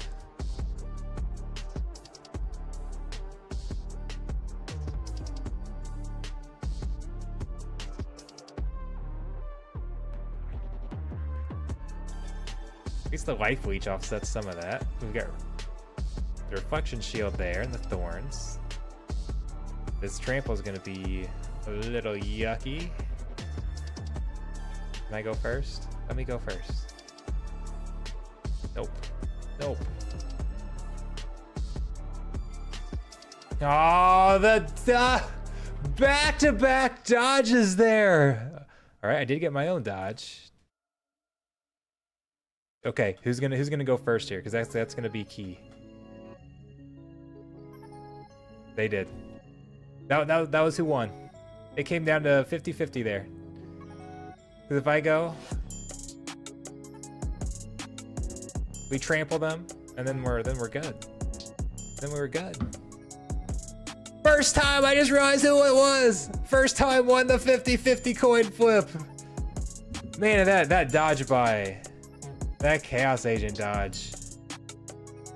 That was what, a 40% dodge chance? I think you still had blind in there at that point, all right? Yep, you had blind and dodge. 25 plus 15, 40% dodge chance. That was 2 missed tramples. I didn't get that hit and that trample. Then you won the coin toss on who went first. Ooh. Rough. I can't complain though. First time is the one who extended the stream streak. Yesterday with a sub. Who is going to be the hero today? Did I run the Darth Squirrel giveaway?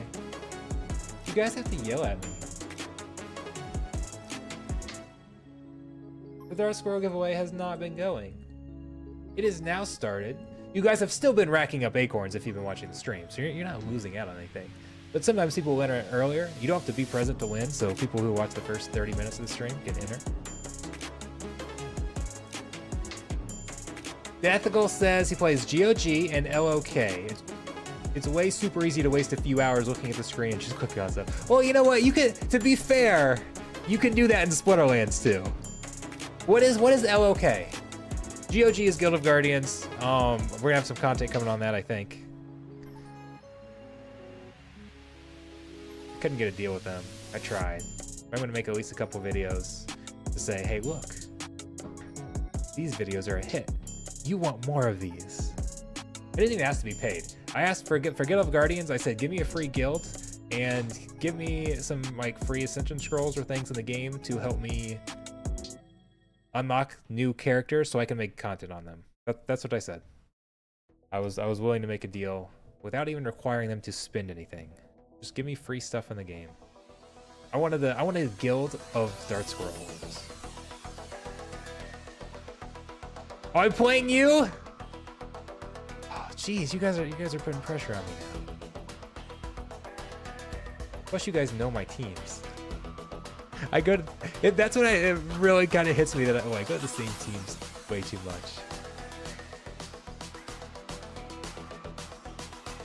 And I feel like I want some speed here. It's not, I don't know. I've got a team I like, but it's not very fast.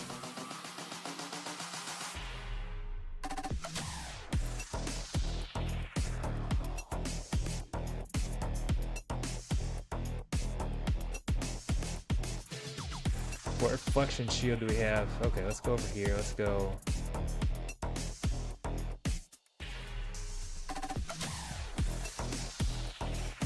Maybe I'm gonna get. We're gonna try some scatter shot here. Let's have some scatter shot ambush. You're coming in because I actually like the rust a lot.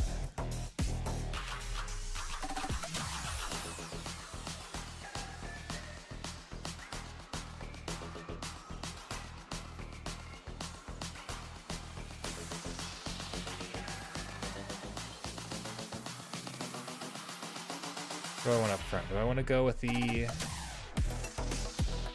common Zenith Monk?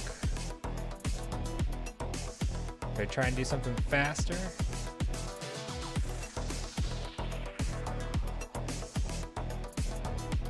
think we're gonna stay right there. Give me something good, scatter shot! Ilthane. I'm going to destroy myself.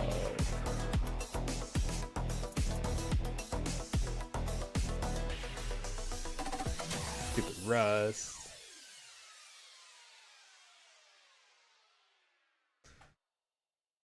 If you could you take out Time Mage? Like, that would be a huge thing to take out Time Mage.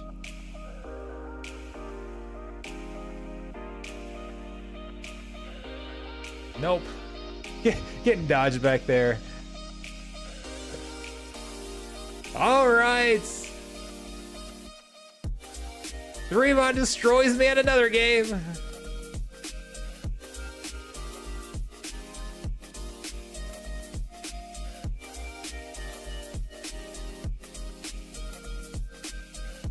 I get that range? Maybe not. Maybe not.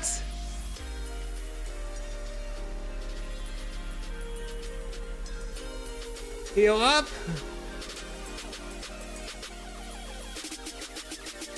We ended up okay. How did I win that? I had no business winning that. All of that blast returned fire. I thought it was done. I was sure I was done.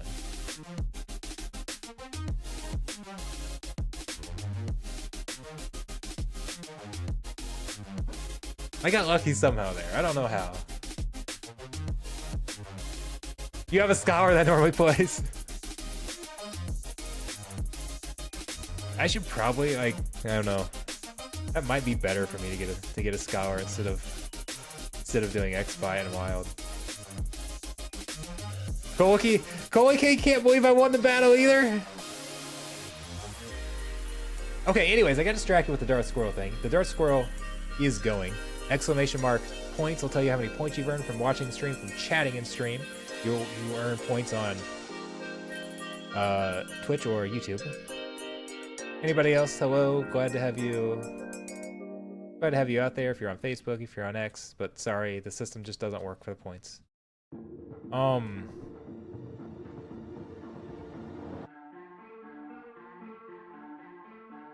Like, it's just so hard not to do this. But yes, we are streaming every single day as long as I get a sub the previous day. A sub extends the stream streak. We are at day 13. I have streamed 13 days in a row. It has been nearly 2 weeks since I've had a day off.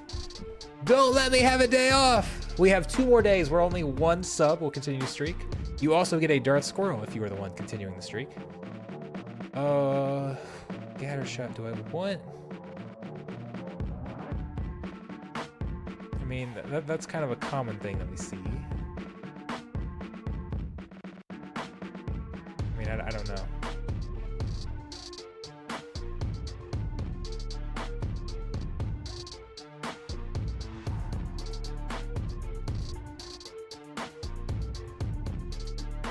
That corrosive does kind of change things a little bit.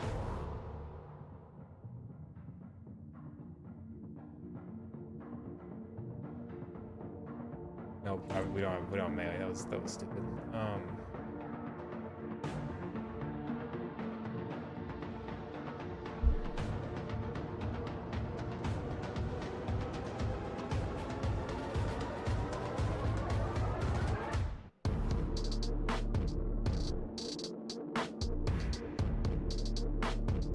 Try and just get a lot of melee attack in.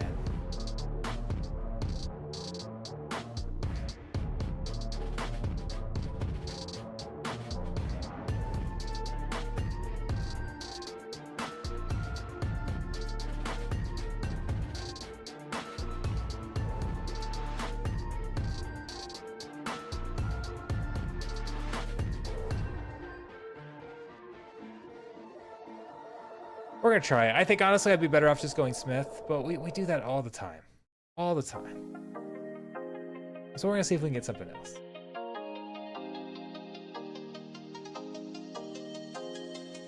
I'll probably regret this and be like, if I just put Smith in, we would've won. Anyways, first time redeeming his points. 3 mods redeeming it.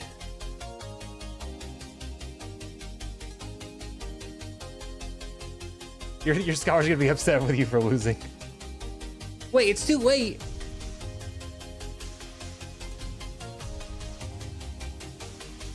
What?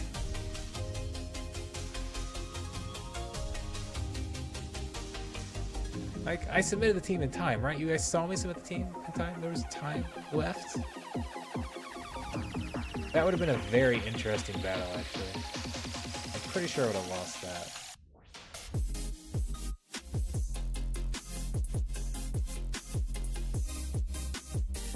I don't know. Win KC! He's in the stream sometimes. Anyways, what was I saying? I was talking about the stream streak. Is that what I was talking about? We have 2 more days where 1 sub will unlock the stream, the next stream. Starting on Saturday, if we get there. I'm not taking anything for granted, but I have faith in you guys, right? We've got 1 person out there who has an Amazon Prime member who can use their free Twitch sub. Extend the stream, the streak. Once we get to Saturday, it then requires 2. Every 2 weeks we go up by 1. Then we got to get 2 subs a day.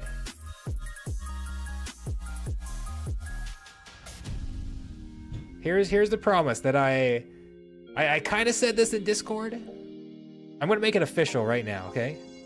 KC! I tried to play you. I submitted the team. I submitted it in time. It's on video. Anyways, we're gonna make it official right here. If the streak is still alive,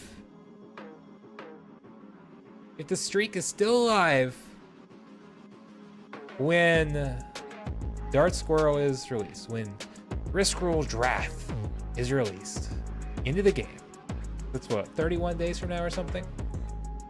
I will take all of the all the summoners that I get from my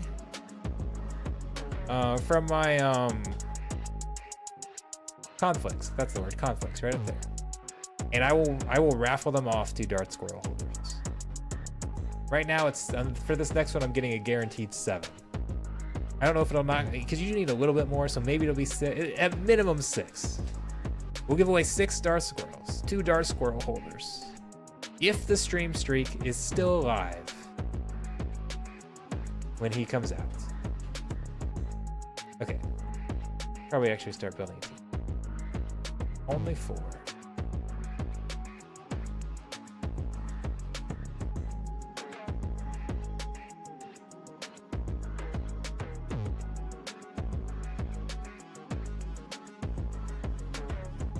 Actually, let's go. Tough one.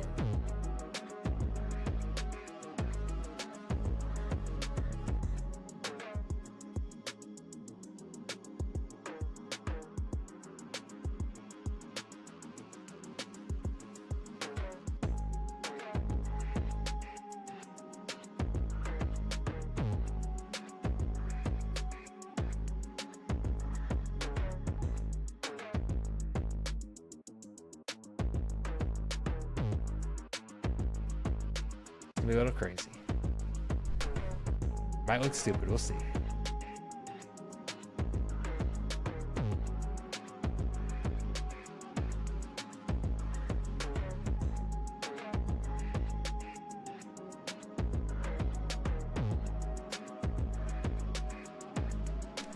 They're not gonna attack my bruise. They're not going to attack it.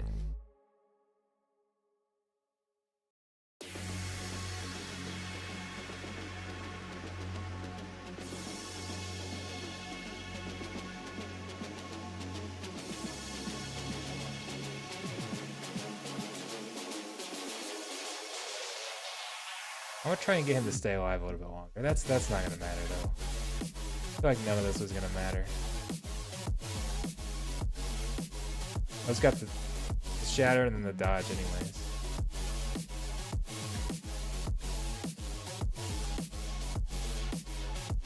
They took less damage. I was trying to keep them alive a little bit. No retaliate. Did that just work? Did I just make the right choice? Did we just choose lookout over ambush and turn a loss into a win? I think we just did.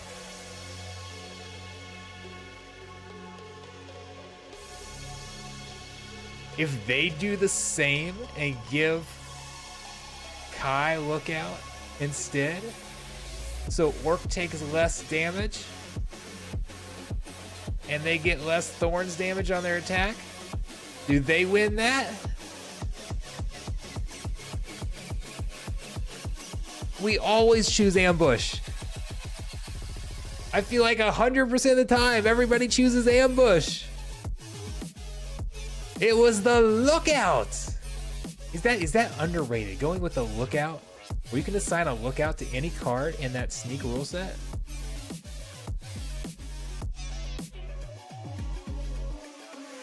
Lookout is a very fun addition. It is. It's game changing. But I feel like everybody's so, you see that extra damage. Everybody likes extra damage. Rebot says lookout's better than ambush. In the right situations, you just saw right there. Right there it was. Okay. Got that cripple. But with lots of health, the cripple doesn't really matter as much there. Okay. So a lot of times here we're going with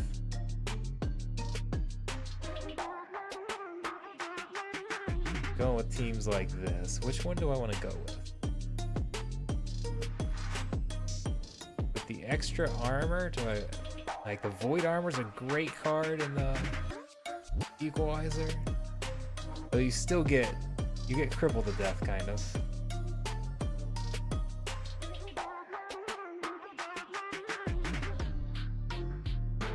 Am I better off putting Chaos Dragon with the Equalizer? I feel it's like isn't near as good.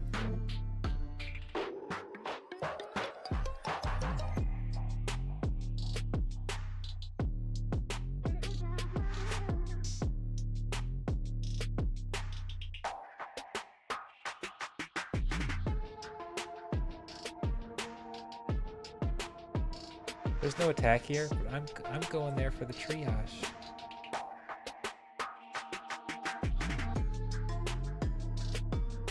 The double triage. The back line. Which almost surely means we'll hit Affliction, but let's go with it.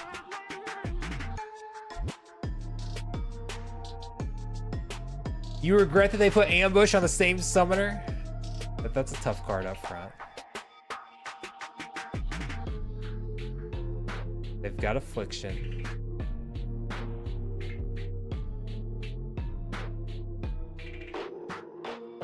The double shield I think is going to be tough for me.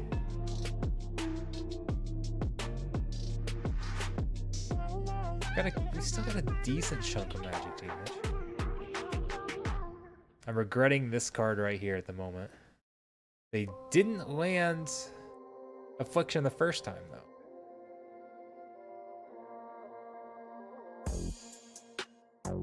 So I did get one extra heal out of it. I think that's going to be about it.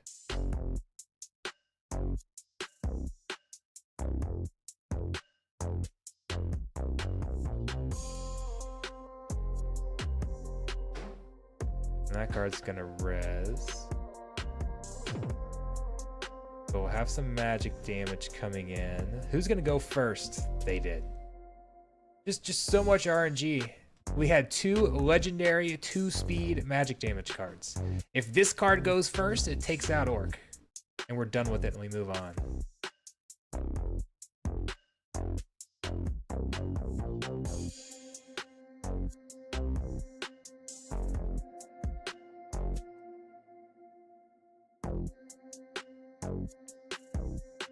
There's gonna be such a big heal when Rage gets up there.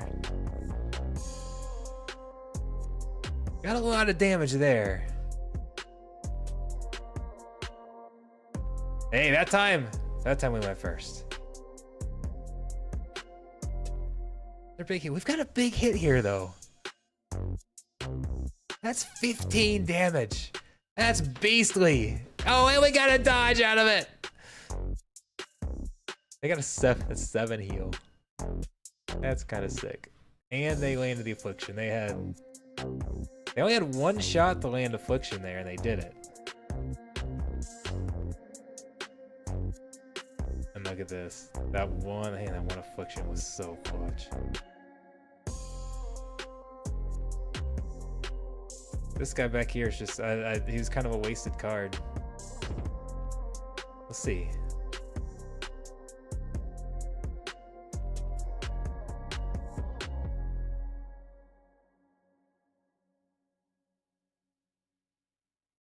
Don't think I've got enough there.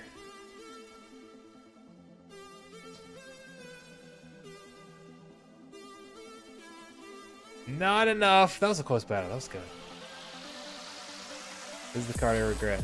Didn't really get much triage out of it. Could have gotten a little bit of damage. A little bit of extra damage there. Would have been game changing. Call Me Tim says, thought it would be interesting symmetry, but Ambush is just almost always the right choice. Is it though? I mean, that's what we're saying, but I feel like maybe it gets underrated. Maybe. A lot of people forget what Lookout does in the ambush round, how it decreases ambush damage too. I mean, that's probably true. I like going.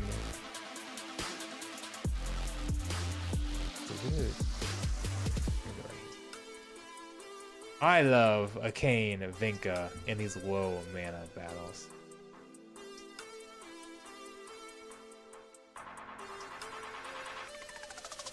Do I want that redemption there? Or I could get dodge and blind.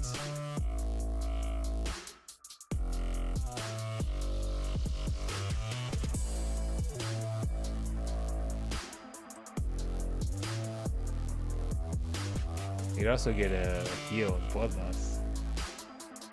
Let's go right here like that. Give another, a little more attack in there since we've got a cane going. Just so often we see cheap cards like this one right here that I'm throwing out there. And Veka can just run them over. He's fairly fast, so a lot of times he can even get the first couple attacks in, get an attack in the ambush rounds, and then another. He's so good.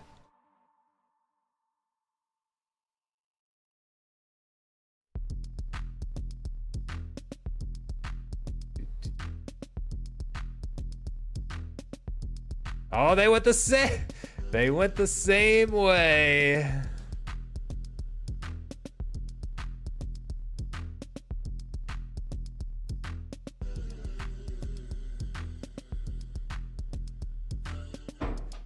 Like, I'm just gonna get run over there, and I'm only gonna get.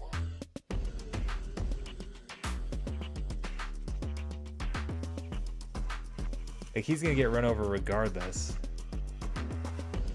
No, no.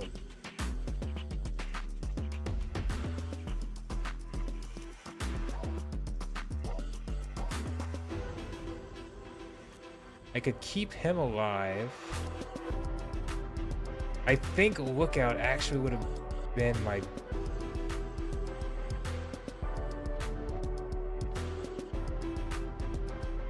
So then I need to go...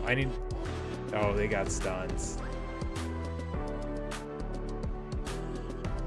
It was a 50... Without the stun, it was going to be a 50-50 chance. Because if I go first, I still trample through them. And then they've got ranged up front. They can't attack. So I had a shot there. I thought it was gonna come down to 50-50. I forgot about the stun. The stun was clutch. That stun was absolutely clutch.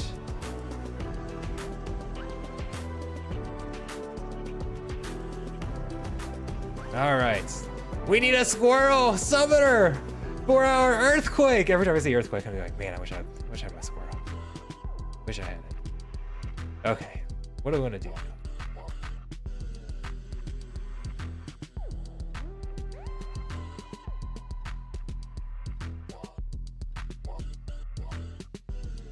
Soon. Too long though, still too long. We don't have much flying. I'll put Archimus because we just see too much Venka.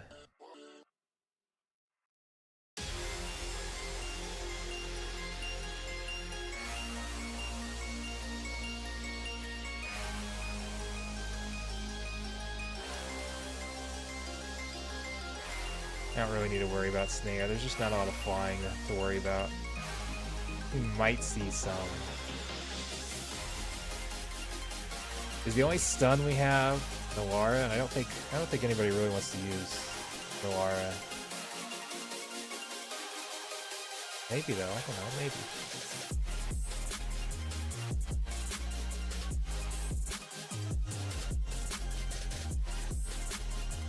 We're doing this instead.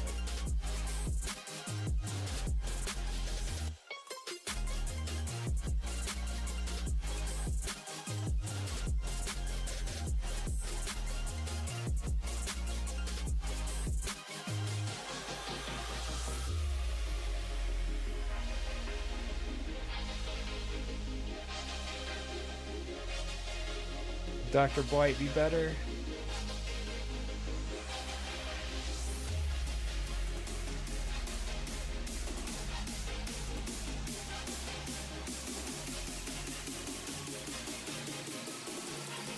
I think Dr. Blight will.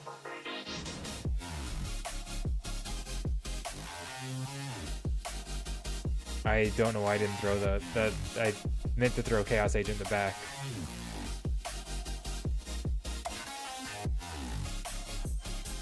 Going with only 3 cards with 34 mana. Feels wrong.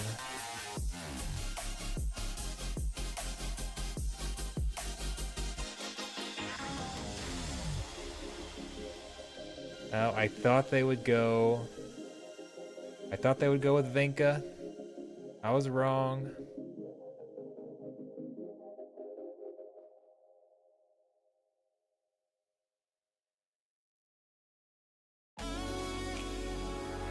Nope, it's not gonna work out well.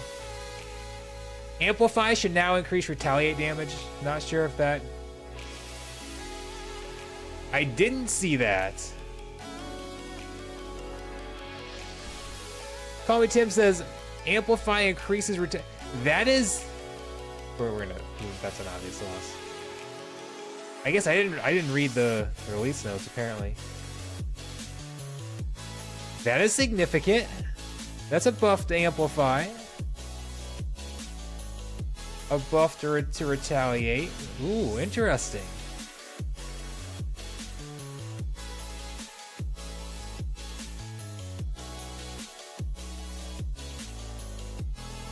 Oh, let's go.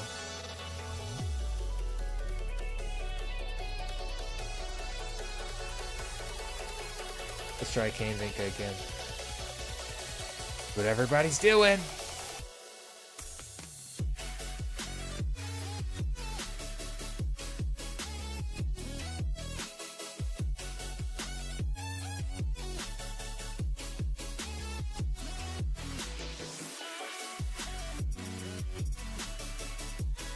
I didn't actually read them, so I don't know. But that I'm now just thinking.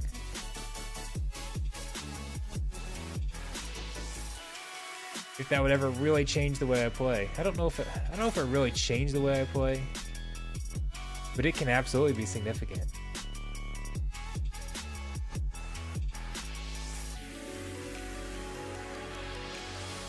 I appreciate you coming in here. Oh, here we're gonna see how much fun Vinca can be with Ambush. Let's see. So we're gonna have.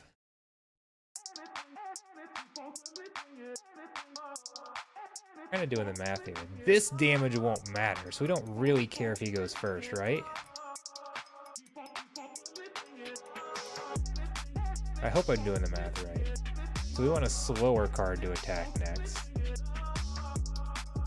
And to be honest, I don't. Oh, we'll see. So we get 7, there we go. Then we get the extra attack in there. Or dodge, oh well.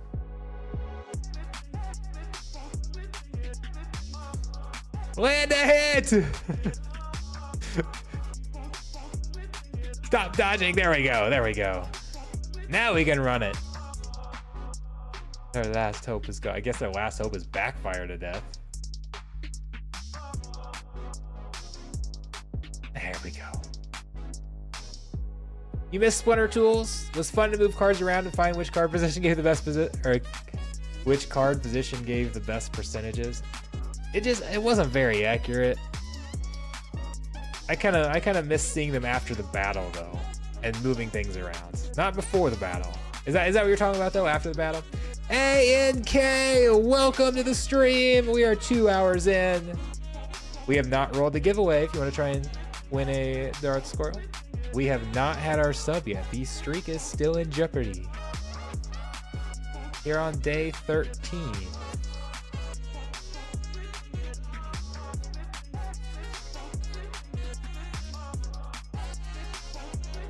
I'm curious. We're looking at our numbers here. What do our numbers look like? 23 total across all the different places.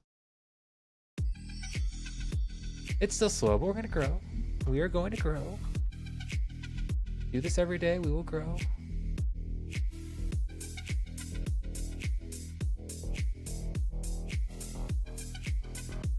It was also a little late today. The stream was scheduled for 1. Ended up being 3 instead. Oops.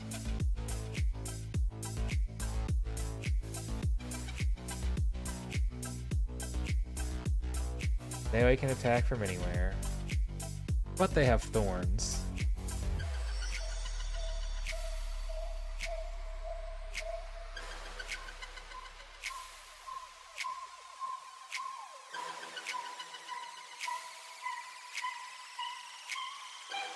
I want Archimus. I feel like we're going to get a lot of high attack here.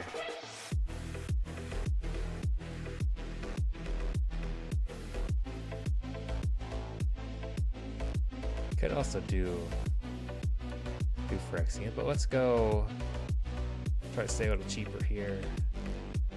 Let me get some Amplify in the back. Not you. Another Heatsmith.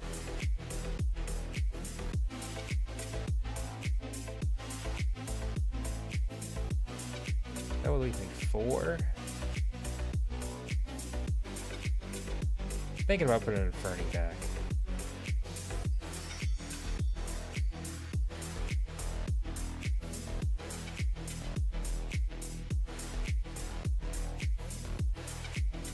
Well, let's just put Dr. Blank there. I don't really like that card in the second spot, though. Not much damage for a secondary tank.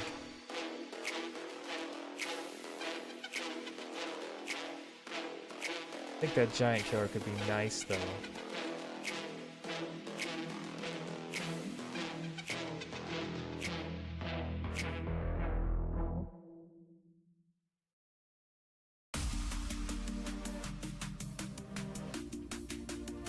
Leaving it. We're leaving it. You bought another keep. Hey. No. Let's refresh this. I need my tactic screen to load. Okay. All right. So they do have. Well, not as much damage as I would have thought there. Okay. We're gonna get.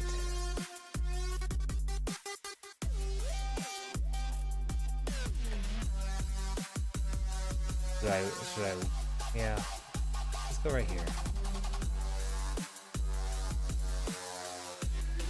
That scatter shot's just gonna throw everything off. And I've got a very weak back line. I should have given. I regret. I should have given Archimus. Archimus should have gotten the buff.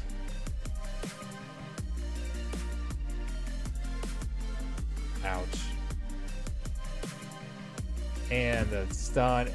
The stun, not only do they get the stun,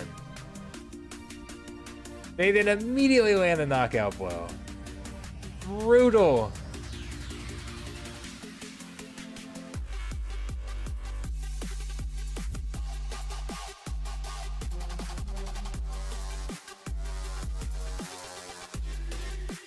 That's a nice hit right there. That was very, very nice.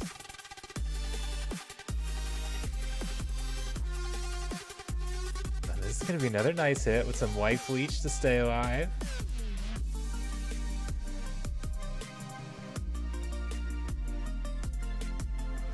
We're gonna be okay. I'm glad I left that Inferni in there.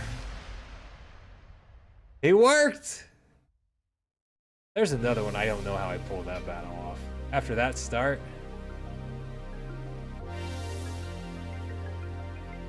Take it. $819 for a keep.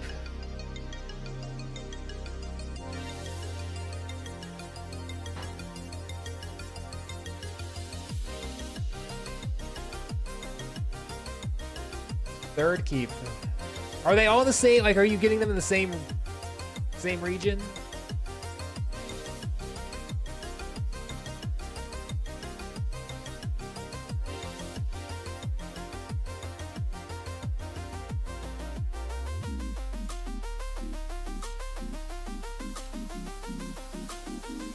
I'm just too, I don't know, I'm not a land.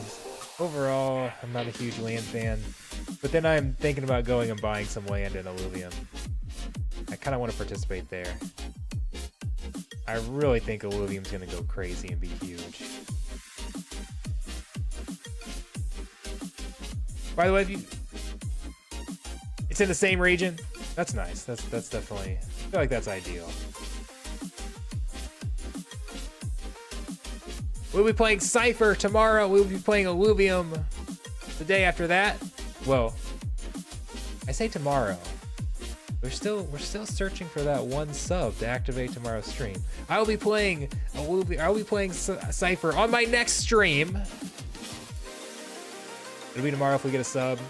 It would probably be Saturday night if we don't get a sub. I'm still going to be streaming a lot if we don't get subs, but it's going to be 4 to 5 days a week instead of 7 days a week. This 7 days a week, I like that. I'm loving it right now. Kind of doing it as a promo thing. It's been a lot of fun. Like, I can't sustain that all. I can't sustain that all year long. Although the subs will start racking up. I mean, no, I don't want it to end. Like I said, we'll give away Darth if in 31 days or whatever it is when Darth Squirrel gets here, if we still got that sub streak going, I will give away those Darth Squirrels. And eventually, I mean, eventually get to the point where you're getting lots of subs. We extend the streak months at a time. I don't envision that happening, but it's fun to drain. It's fun to drain. So if we did, okay, I guess I'd never. Well, let's get this back. Target practice, fire and regret. Okay, let's go.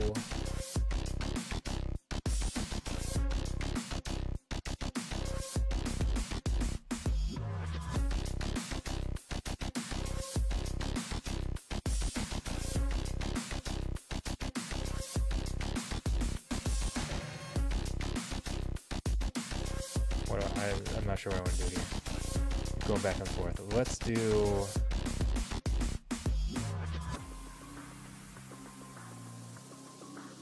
We do with obsidian?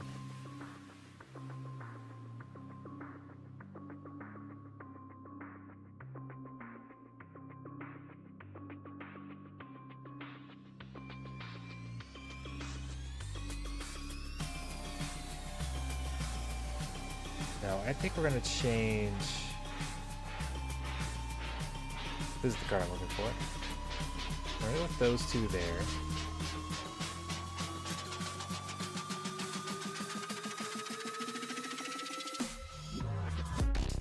Actually, I like this right. There's a good chance we see sneak those. You know what? Let's go. Let's not do obsidian. We see. We're just gonna risk the sneak. I could do it with Lux Vega instead. That might be better.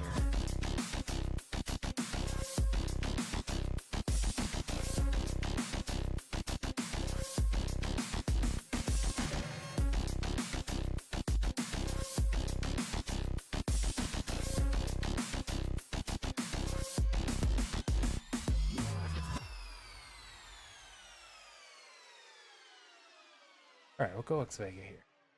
I kind of like it.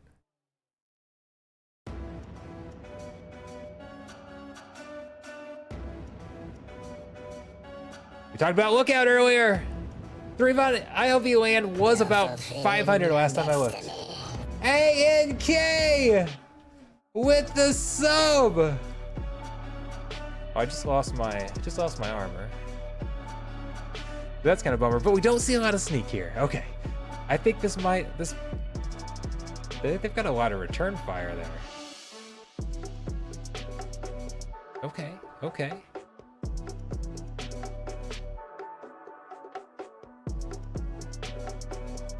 Oh, really?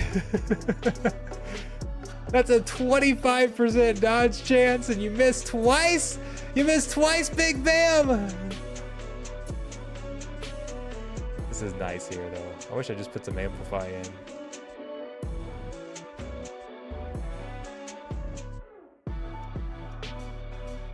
Got that repair. We're eventually just not going to need the lookout, so it's not really going to matter. So now they're going to take themselves all out.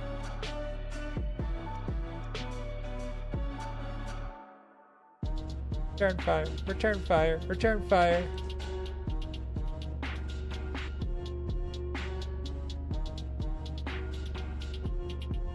Big Bam!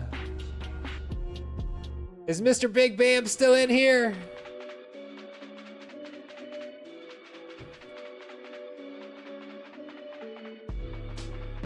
I love it. ANK continues the streak as we build a win streak in Splinterlands. ANK, you are amazing. You and your keeps, your gold foils, just going crazy in Splinterlands. This is gonna be when Splinterlands blows up. We finally get all the marketing, get the new player push and the marketing push. It's gonna be like a billionaire over here. Our first Splinterlands billionaire.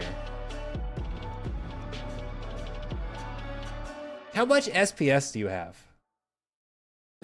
Now I'm curious. Where's the ILV land at? It's on the marketplace. Let's go to Illuvium.io. Marketplace, land. Take a quick glance because I think I'm gonna get some. First one gotta. Let's see. We got some funds available. Do I want? We can just scroll down here. $400. It's gone down. It's the land prices are going down. But they release on July 25th, and I don't know anything about land, to be honest. I know land produces the fuel that's used in the game. Land is crucial for the game. They control that. They control the supply of people getting alluvials. But as far as working land and that type of stuff, I don't do much. You know what? Let's see. Do we have anything that we can buy? We want to open some chests here.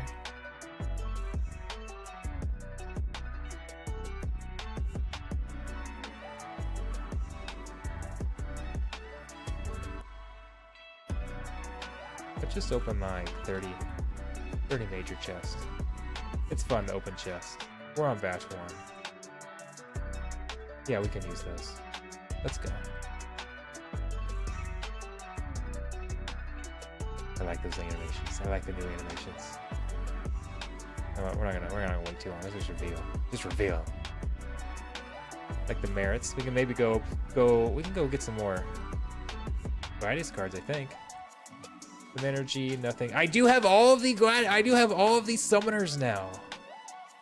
I'm just missing legendary cards. Legendary and gold foil cards. I want some to be gold foil. So let's go to the shop. Not land items, guilds. Yeah, we've got some.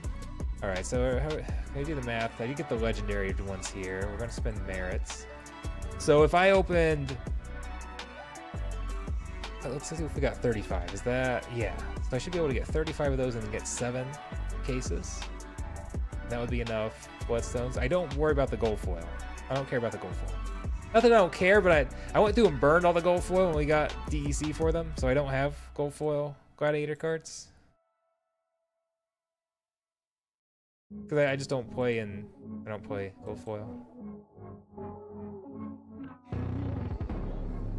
Opening stuff is fun! Check your gold foil collection. Okay, it's only fair. You continue the streak. You get a Darth Squirrel, by the way.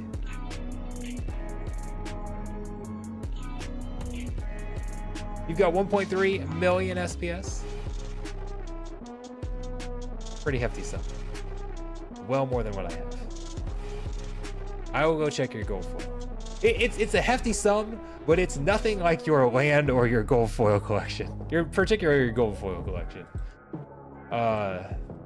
That's just on another level. Let's see. Give me some legendaries. Actually, I need some from all rare. I have all of the rares now, so I don't need any rares. Everything else I need. Here's a legendary. Sola. I'll take it. No, stop giving me rares. Unless you're gold foil. You can be, well, no, it's like I said, I don't really care about gold foil. There's an epic. Do I feel like I might have Edith maxed out. I'm not sure. We'll go with everything when I'm done.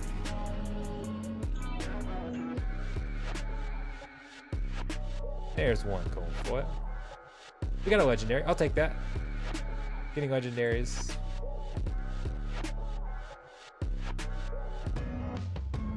Alright. So I always pull Tatiana.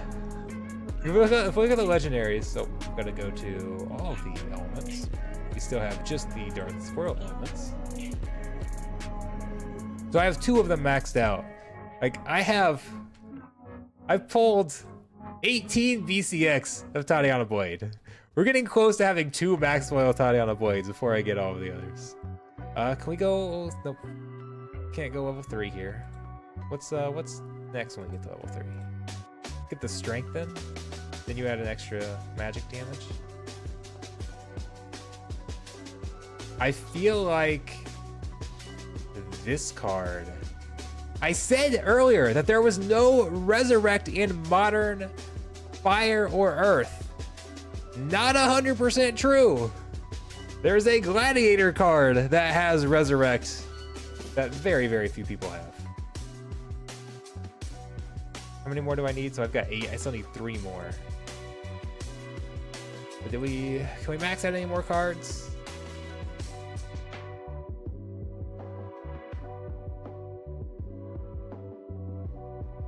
Not quite. Wait, 43 and it's 46, right? 46, yeah. Getting close on Edith.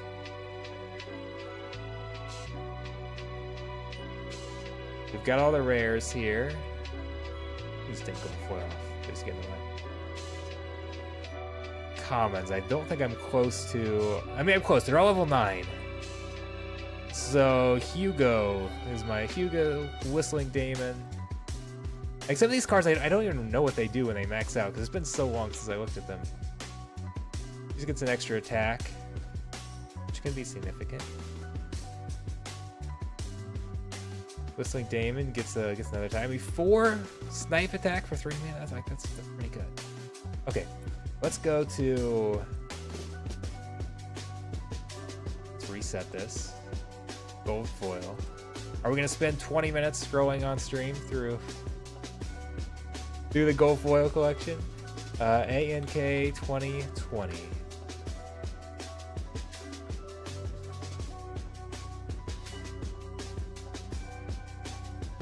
Do we? Reset it, right? We've got. Take off regular. These are all the gold foil cards.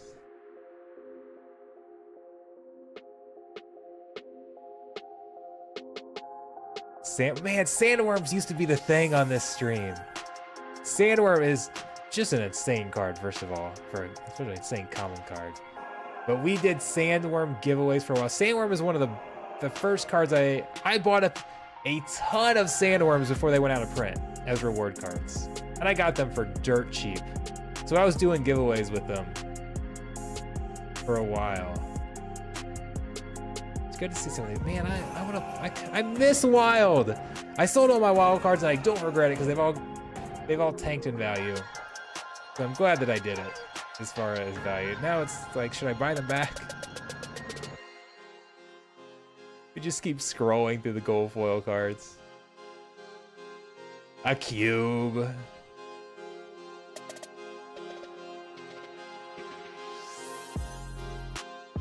Just keep scrolling, just keep scrolling.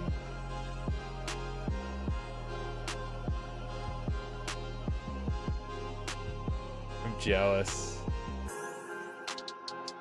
This is insane. This is absolutely insane.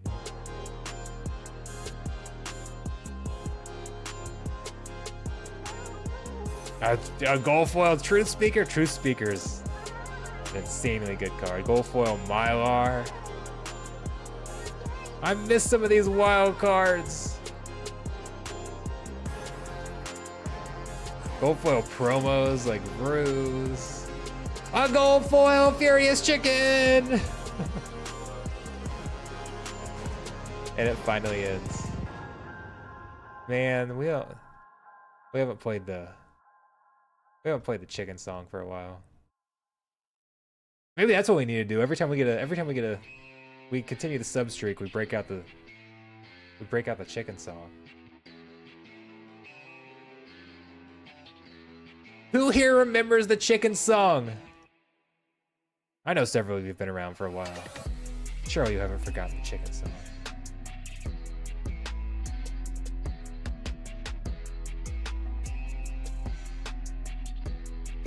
Man, what?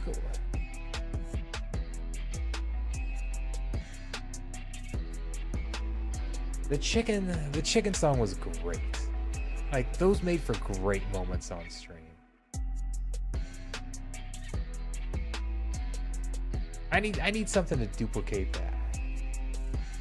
How can we bring the chicken song back, or something like the chicken song?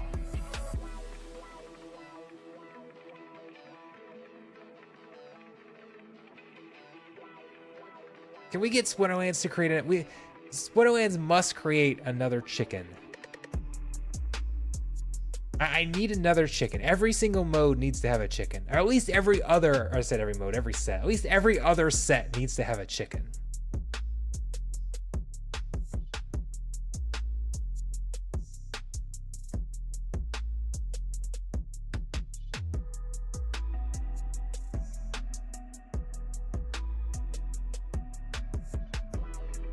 Polky says, I miss it too. Well, okay, so right now what's going through my mind? I need to brainstorm out loud. What chicken card could we have? Because we've already got the chicken. Like, we don't want to just reproduce the chicken. But we need another chicken. And again, the card needs to be something that is basically a terrible card. So it's a huge feat if you get a kill with it.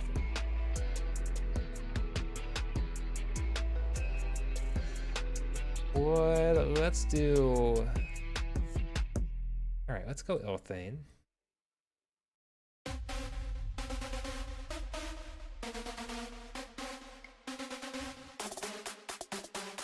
Why? Oh, didn't hit the L. Try the L again. Why is Bloodlust not popping up? Katie could be real good here.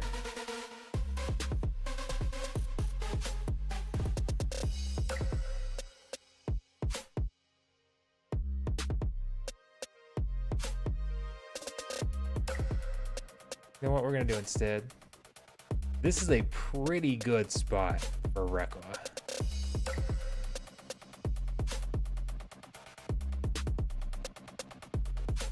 Expect magic damage? That could be nice too. Do we have enough room there?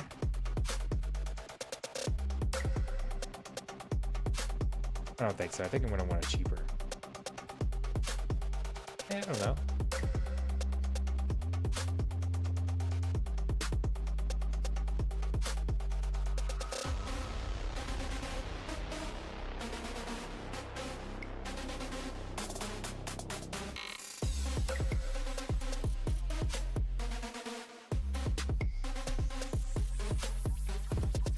Amplify in there. I don't hate it.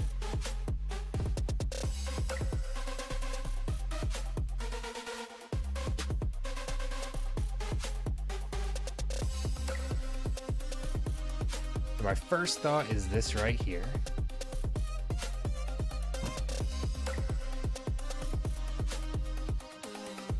Because that reflection shield also protects against ooh. Did not expect that.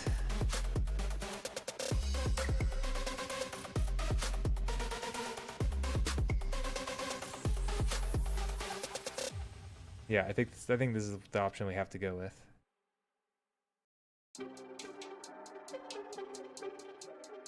How often? These are two cards. The Rekla Zulax combo up front. Not one you see every day. Oh, we got some bloodlust. Not really gonna matter though, is it? Like the bloodlust? It's still not fast enough. We still get trampled. Man, that trample is huge. That trample is what... Ouch. Ouch!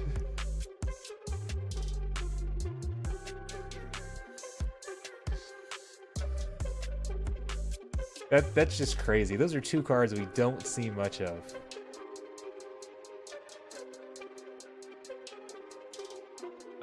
Three-Mod says 0 mana, 0 damage, 1 HP, gets ambush when max. Ooh, that would be... The problem is 0 attack. Like, you can now give it 3 attack with weapons training, and then 0 mana, 3 attack, ambush. I don't know. I feel like you want us to just have one attack, because that one attack's kind of the worst. You can't take advantage of weapons training, and it's not a lot of attack. What I would still like to see, a negative. Like, what if you had a -1 mana cost card?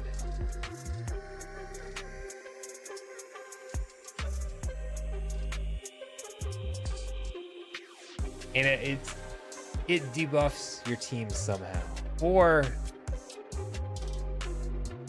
what if you had a chicken? What if you had a 1-attack chicken card that's think of it almost kind of like a fiend, and it has a new ability that's like the opposite of redemption. It's redemption, but for your own team. When you take it out,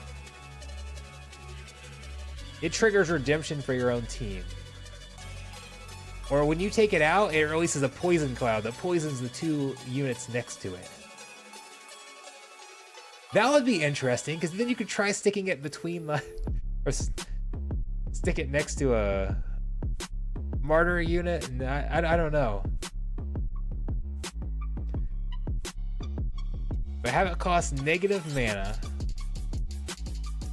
but hurt your own team. I think I'm gonna be interested in the new reward cards. Call me Tim, is there a chicken? Tell me there's a chicken. I need a chicken. I'm thinking my guess is he's commenting that based on the concepts I'm saying, whether it's either negative mana cards or cards that hurt your own team in some way. Maybe that's like a way to make them stronger. They're super OP, or they can be super OP, but then they're the classic double-edged sword. But I want it to be a chicken. A volatile character would be good. You will say no more. Hey, call me Tim. Have you ever heard the chicken music?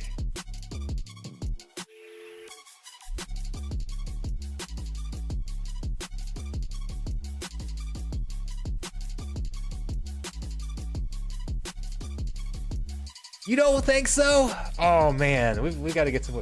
AK says play the chicken song.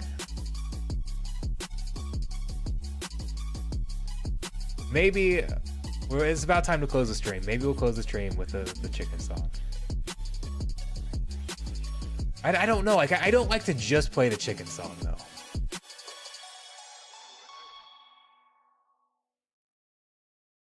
I think I should go search on. Let's go search on Twitter and we'll see. I think there's gonna be some clips. Let's go down memory lane and find a clip that has the chicken song. How's that sound? How about submit your team, Bulldog? How's that sound?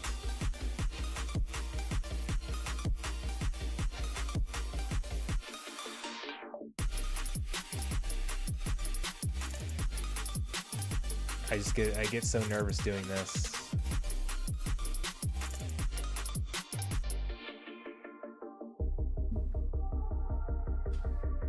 Because you're just gonna see Vinka. We're gonna see Vinka, and I'm gonna regret it. I knew it. I knew we would. I don't know why. Why even bother? By the way, ramping up Chaos Agent's health can be kind of sick too.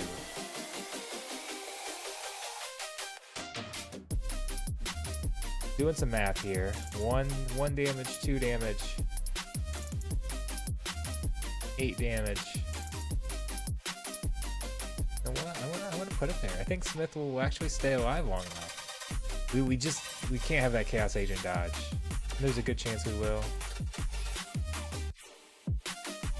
Or not a good, I wouldn't say a good chance, a reasonable chance. Oh, we got the dodge! I specifically threw Spirit Order in there for that dodge. At first I had the sneak protection back there and I was like, yeah, there's not a lot of neutral sneak. I don't think we're gonna see any sneak. I threw him in there for the dodge and it worked. Again, I think he's fine anyways, because as you can, they would have done 7 damage. They land that. He still gets that. Koki says, yeah, that'd be awesome. We need cards that are OP but have a drawback. It's fun to try and make drawbacks work in your favor as well. Yeah, absolutely. Okay, let's see. I don't know what I'll be able to find. I'm pretty sure I've posted clips on Twitter, though. So if we go to my profile, search, I think it was on X, is it search from? Do we need to add? I think I just do like that, and I'll search my tweets. Yeah. Oh, that's kind of zoomed in. Do we have one? I want a stream clip. Here we go. Is this gonna be one? There's some clips up. I think this one might be one. Let's turn the music off here. And let's see if this. Can we? I want to expand. Oh, that's too much. Too much. We'll see what this is. I need to. Sorry, I gotta unmute things. I've got things muted so they don't pop up during the stream. All right, for those who have missed the chicken kills. They did go sneak. That's nice running sneak with Stitch Leech. It definitely is. Can you guys hear this? Look at that big hit though. That'll be helpful. Can I get these cards out before Stitch Leech goes back there? I think maybe we can. Nope, Stitch Leech is gonna. Oh, we got the backfire though. Keeping our speed, keeping our damage from back January there. 2023. Now we got the chicken tried. It tried its best. Uh-oh. Oh, we finished it off with a chicken kill. What a way to end the stream.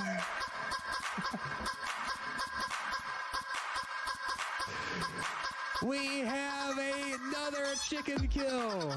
Okay, why don't we give away an extra pack for all 3 chicken kills? Does that sound fair? I think that sounds fair, right?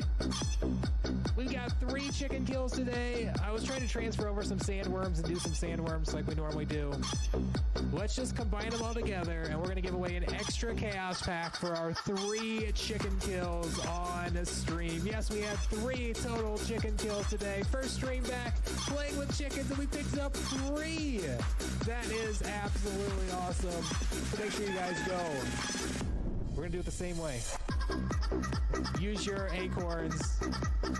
Exclamation mark squirrel. Number of acorns you want to spend. Go enter those squirrel giveaways, and we are going to do that giveaway. Going down memory lane there. Yes, it used to be every time we got a chicken kill, we played the song, threw up the confetti, and we gave away sandworms. That was the giveaway, was the sandworms. And that's what I'm saying. We need to find a way to duplicate that. Like, what can? Well, we need something that can bring that back. We do have fiends, but it's just not the same as chickens. It's not quite the same.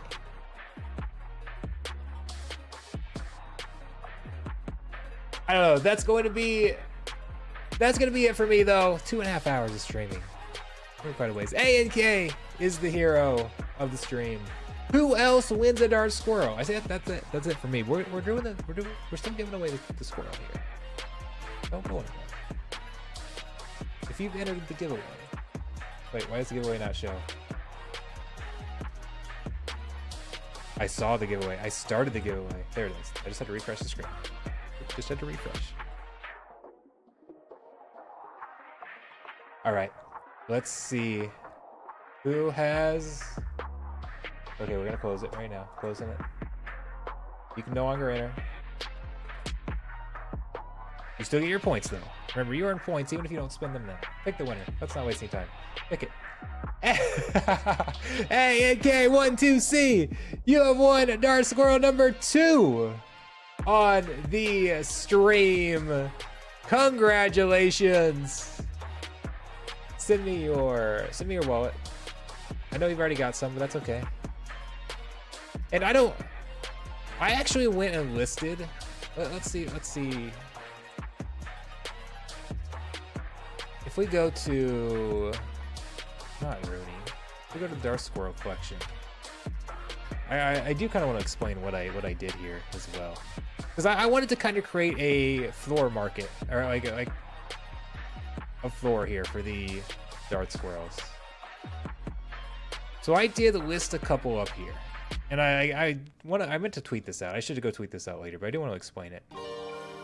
These are not Darth Squirrels that I minted for myself to give away. These are Darth Squirrels that I bought back off the market. Like you can say this one I actually bought for 36. This one I bought direct. Or I can't remember if I bought direct from somebody or if I bought out their mint. Like they didn't want it, and I was like, okay, I'll give you $5 for your squirrel instead.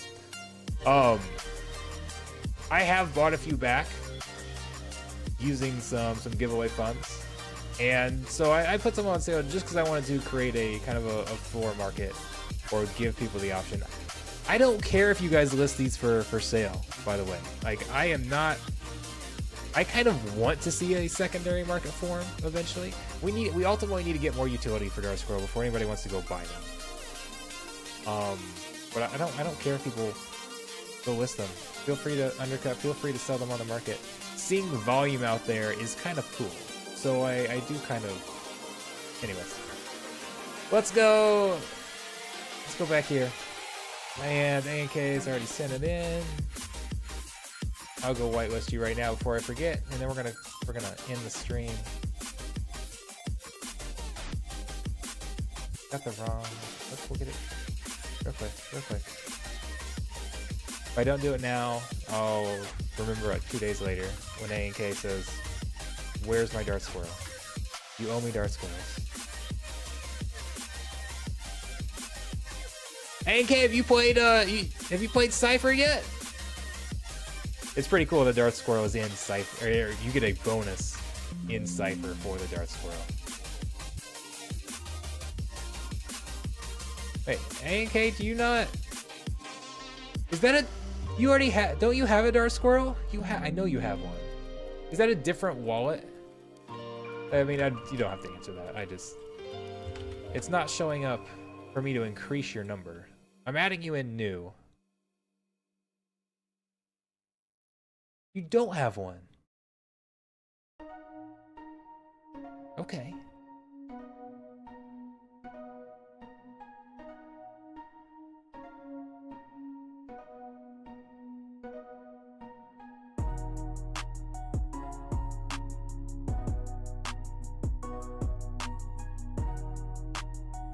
Let's go send this real quick. There's the link to Mint.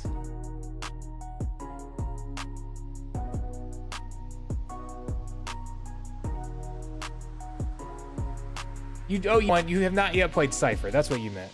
Okay. I don't know. If you have problems with that, let me know.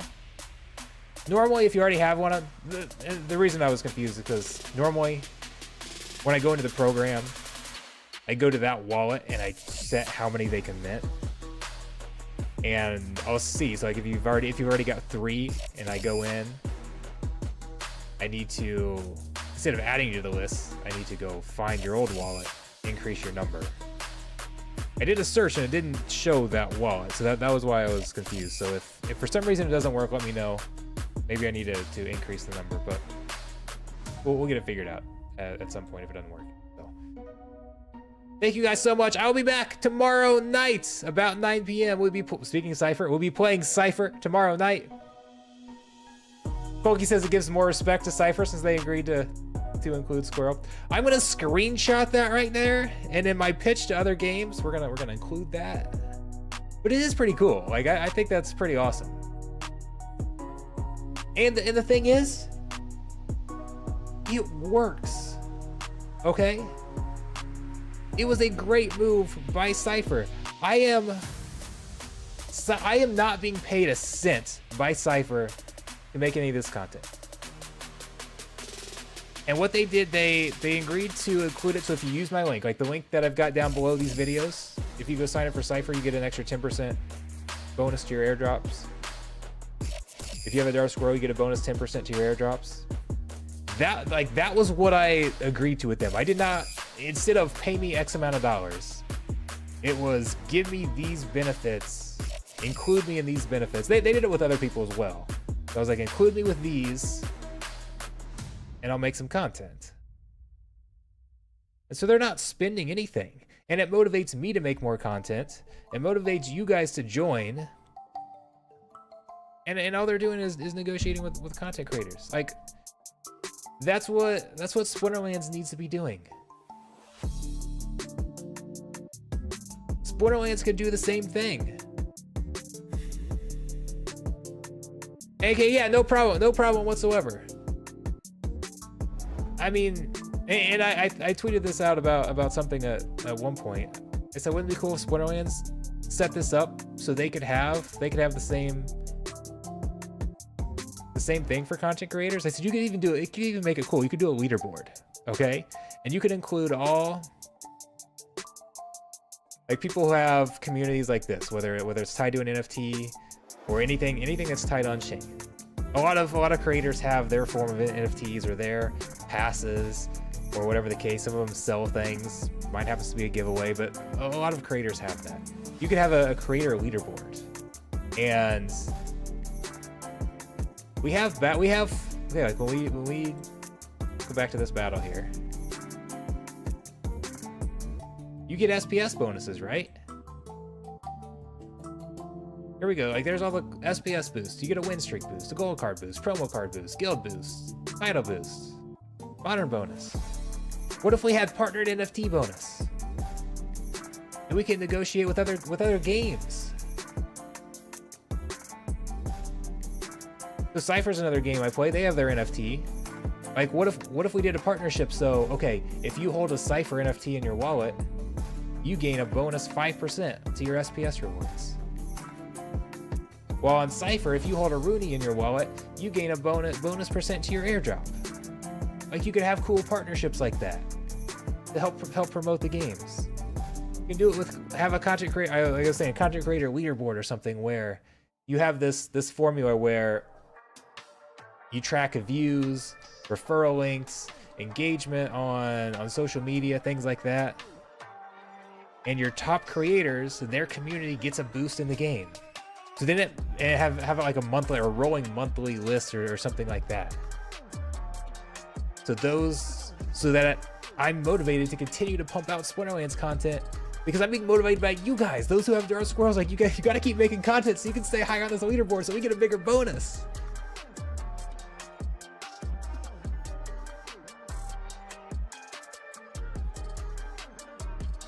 Kolki says Juice Team keys over 0.1 ETH. Yeah, Squirrel for a sub is a steal. I mean, it definitely is. It definitely is. But I want it to be kind of like, I mean, the Juice Team obviously has a lot more partnerships. They have a person that negotiates deals and does all these other things. There's a lot more there. But I want it to kind of be like that. Where if you have a Squirrel, you get whitelist, you get bonuses in this game and that game and these other games. Anytime I'm negotiating a deal from now on, that's the first thing I'm going to look at is, can you get Darth Squirrel holders some sort of benefit? Whether it's a whitelist, an earnings bonus, a discount on purchases, something. Focus the other, yeah, that'll be cool. Don't know why. Because it doesn't cost anything to do that. It's a free way to market.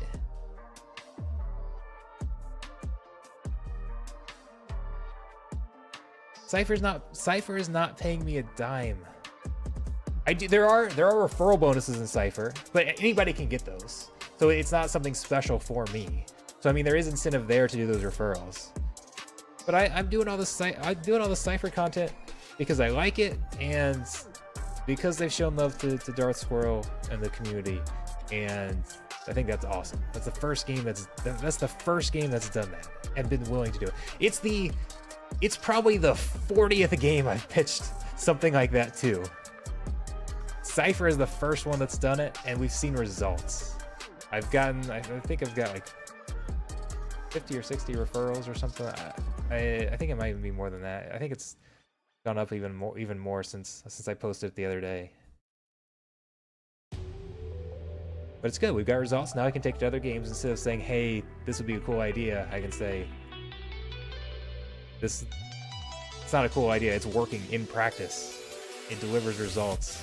Let's do more of it. So, anyways, we're really ending the stream this time. I promise. We're done. I'll see you guys tomorrow. Friday night, playing Cypher. If you're here just for Splinterlands, next Splinterlands stream will be Sunday night. It's probably going to be late Sunday night. It's probably going to be like a 9 p.m.-ish stream, 8 or 9 p.m.-ish stream, Eastern time, Sunday night. That's when I'll be back with more Splinterlands, doing the same type of thing. I had a blast. Thank you guys so much. See you tomorrow, AAK. Thank you for continuing the streak.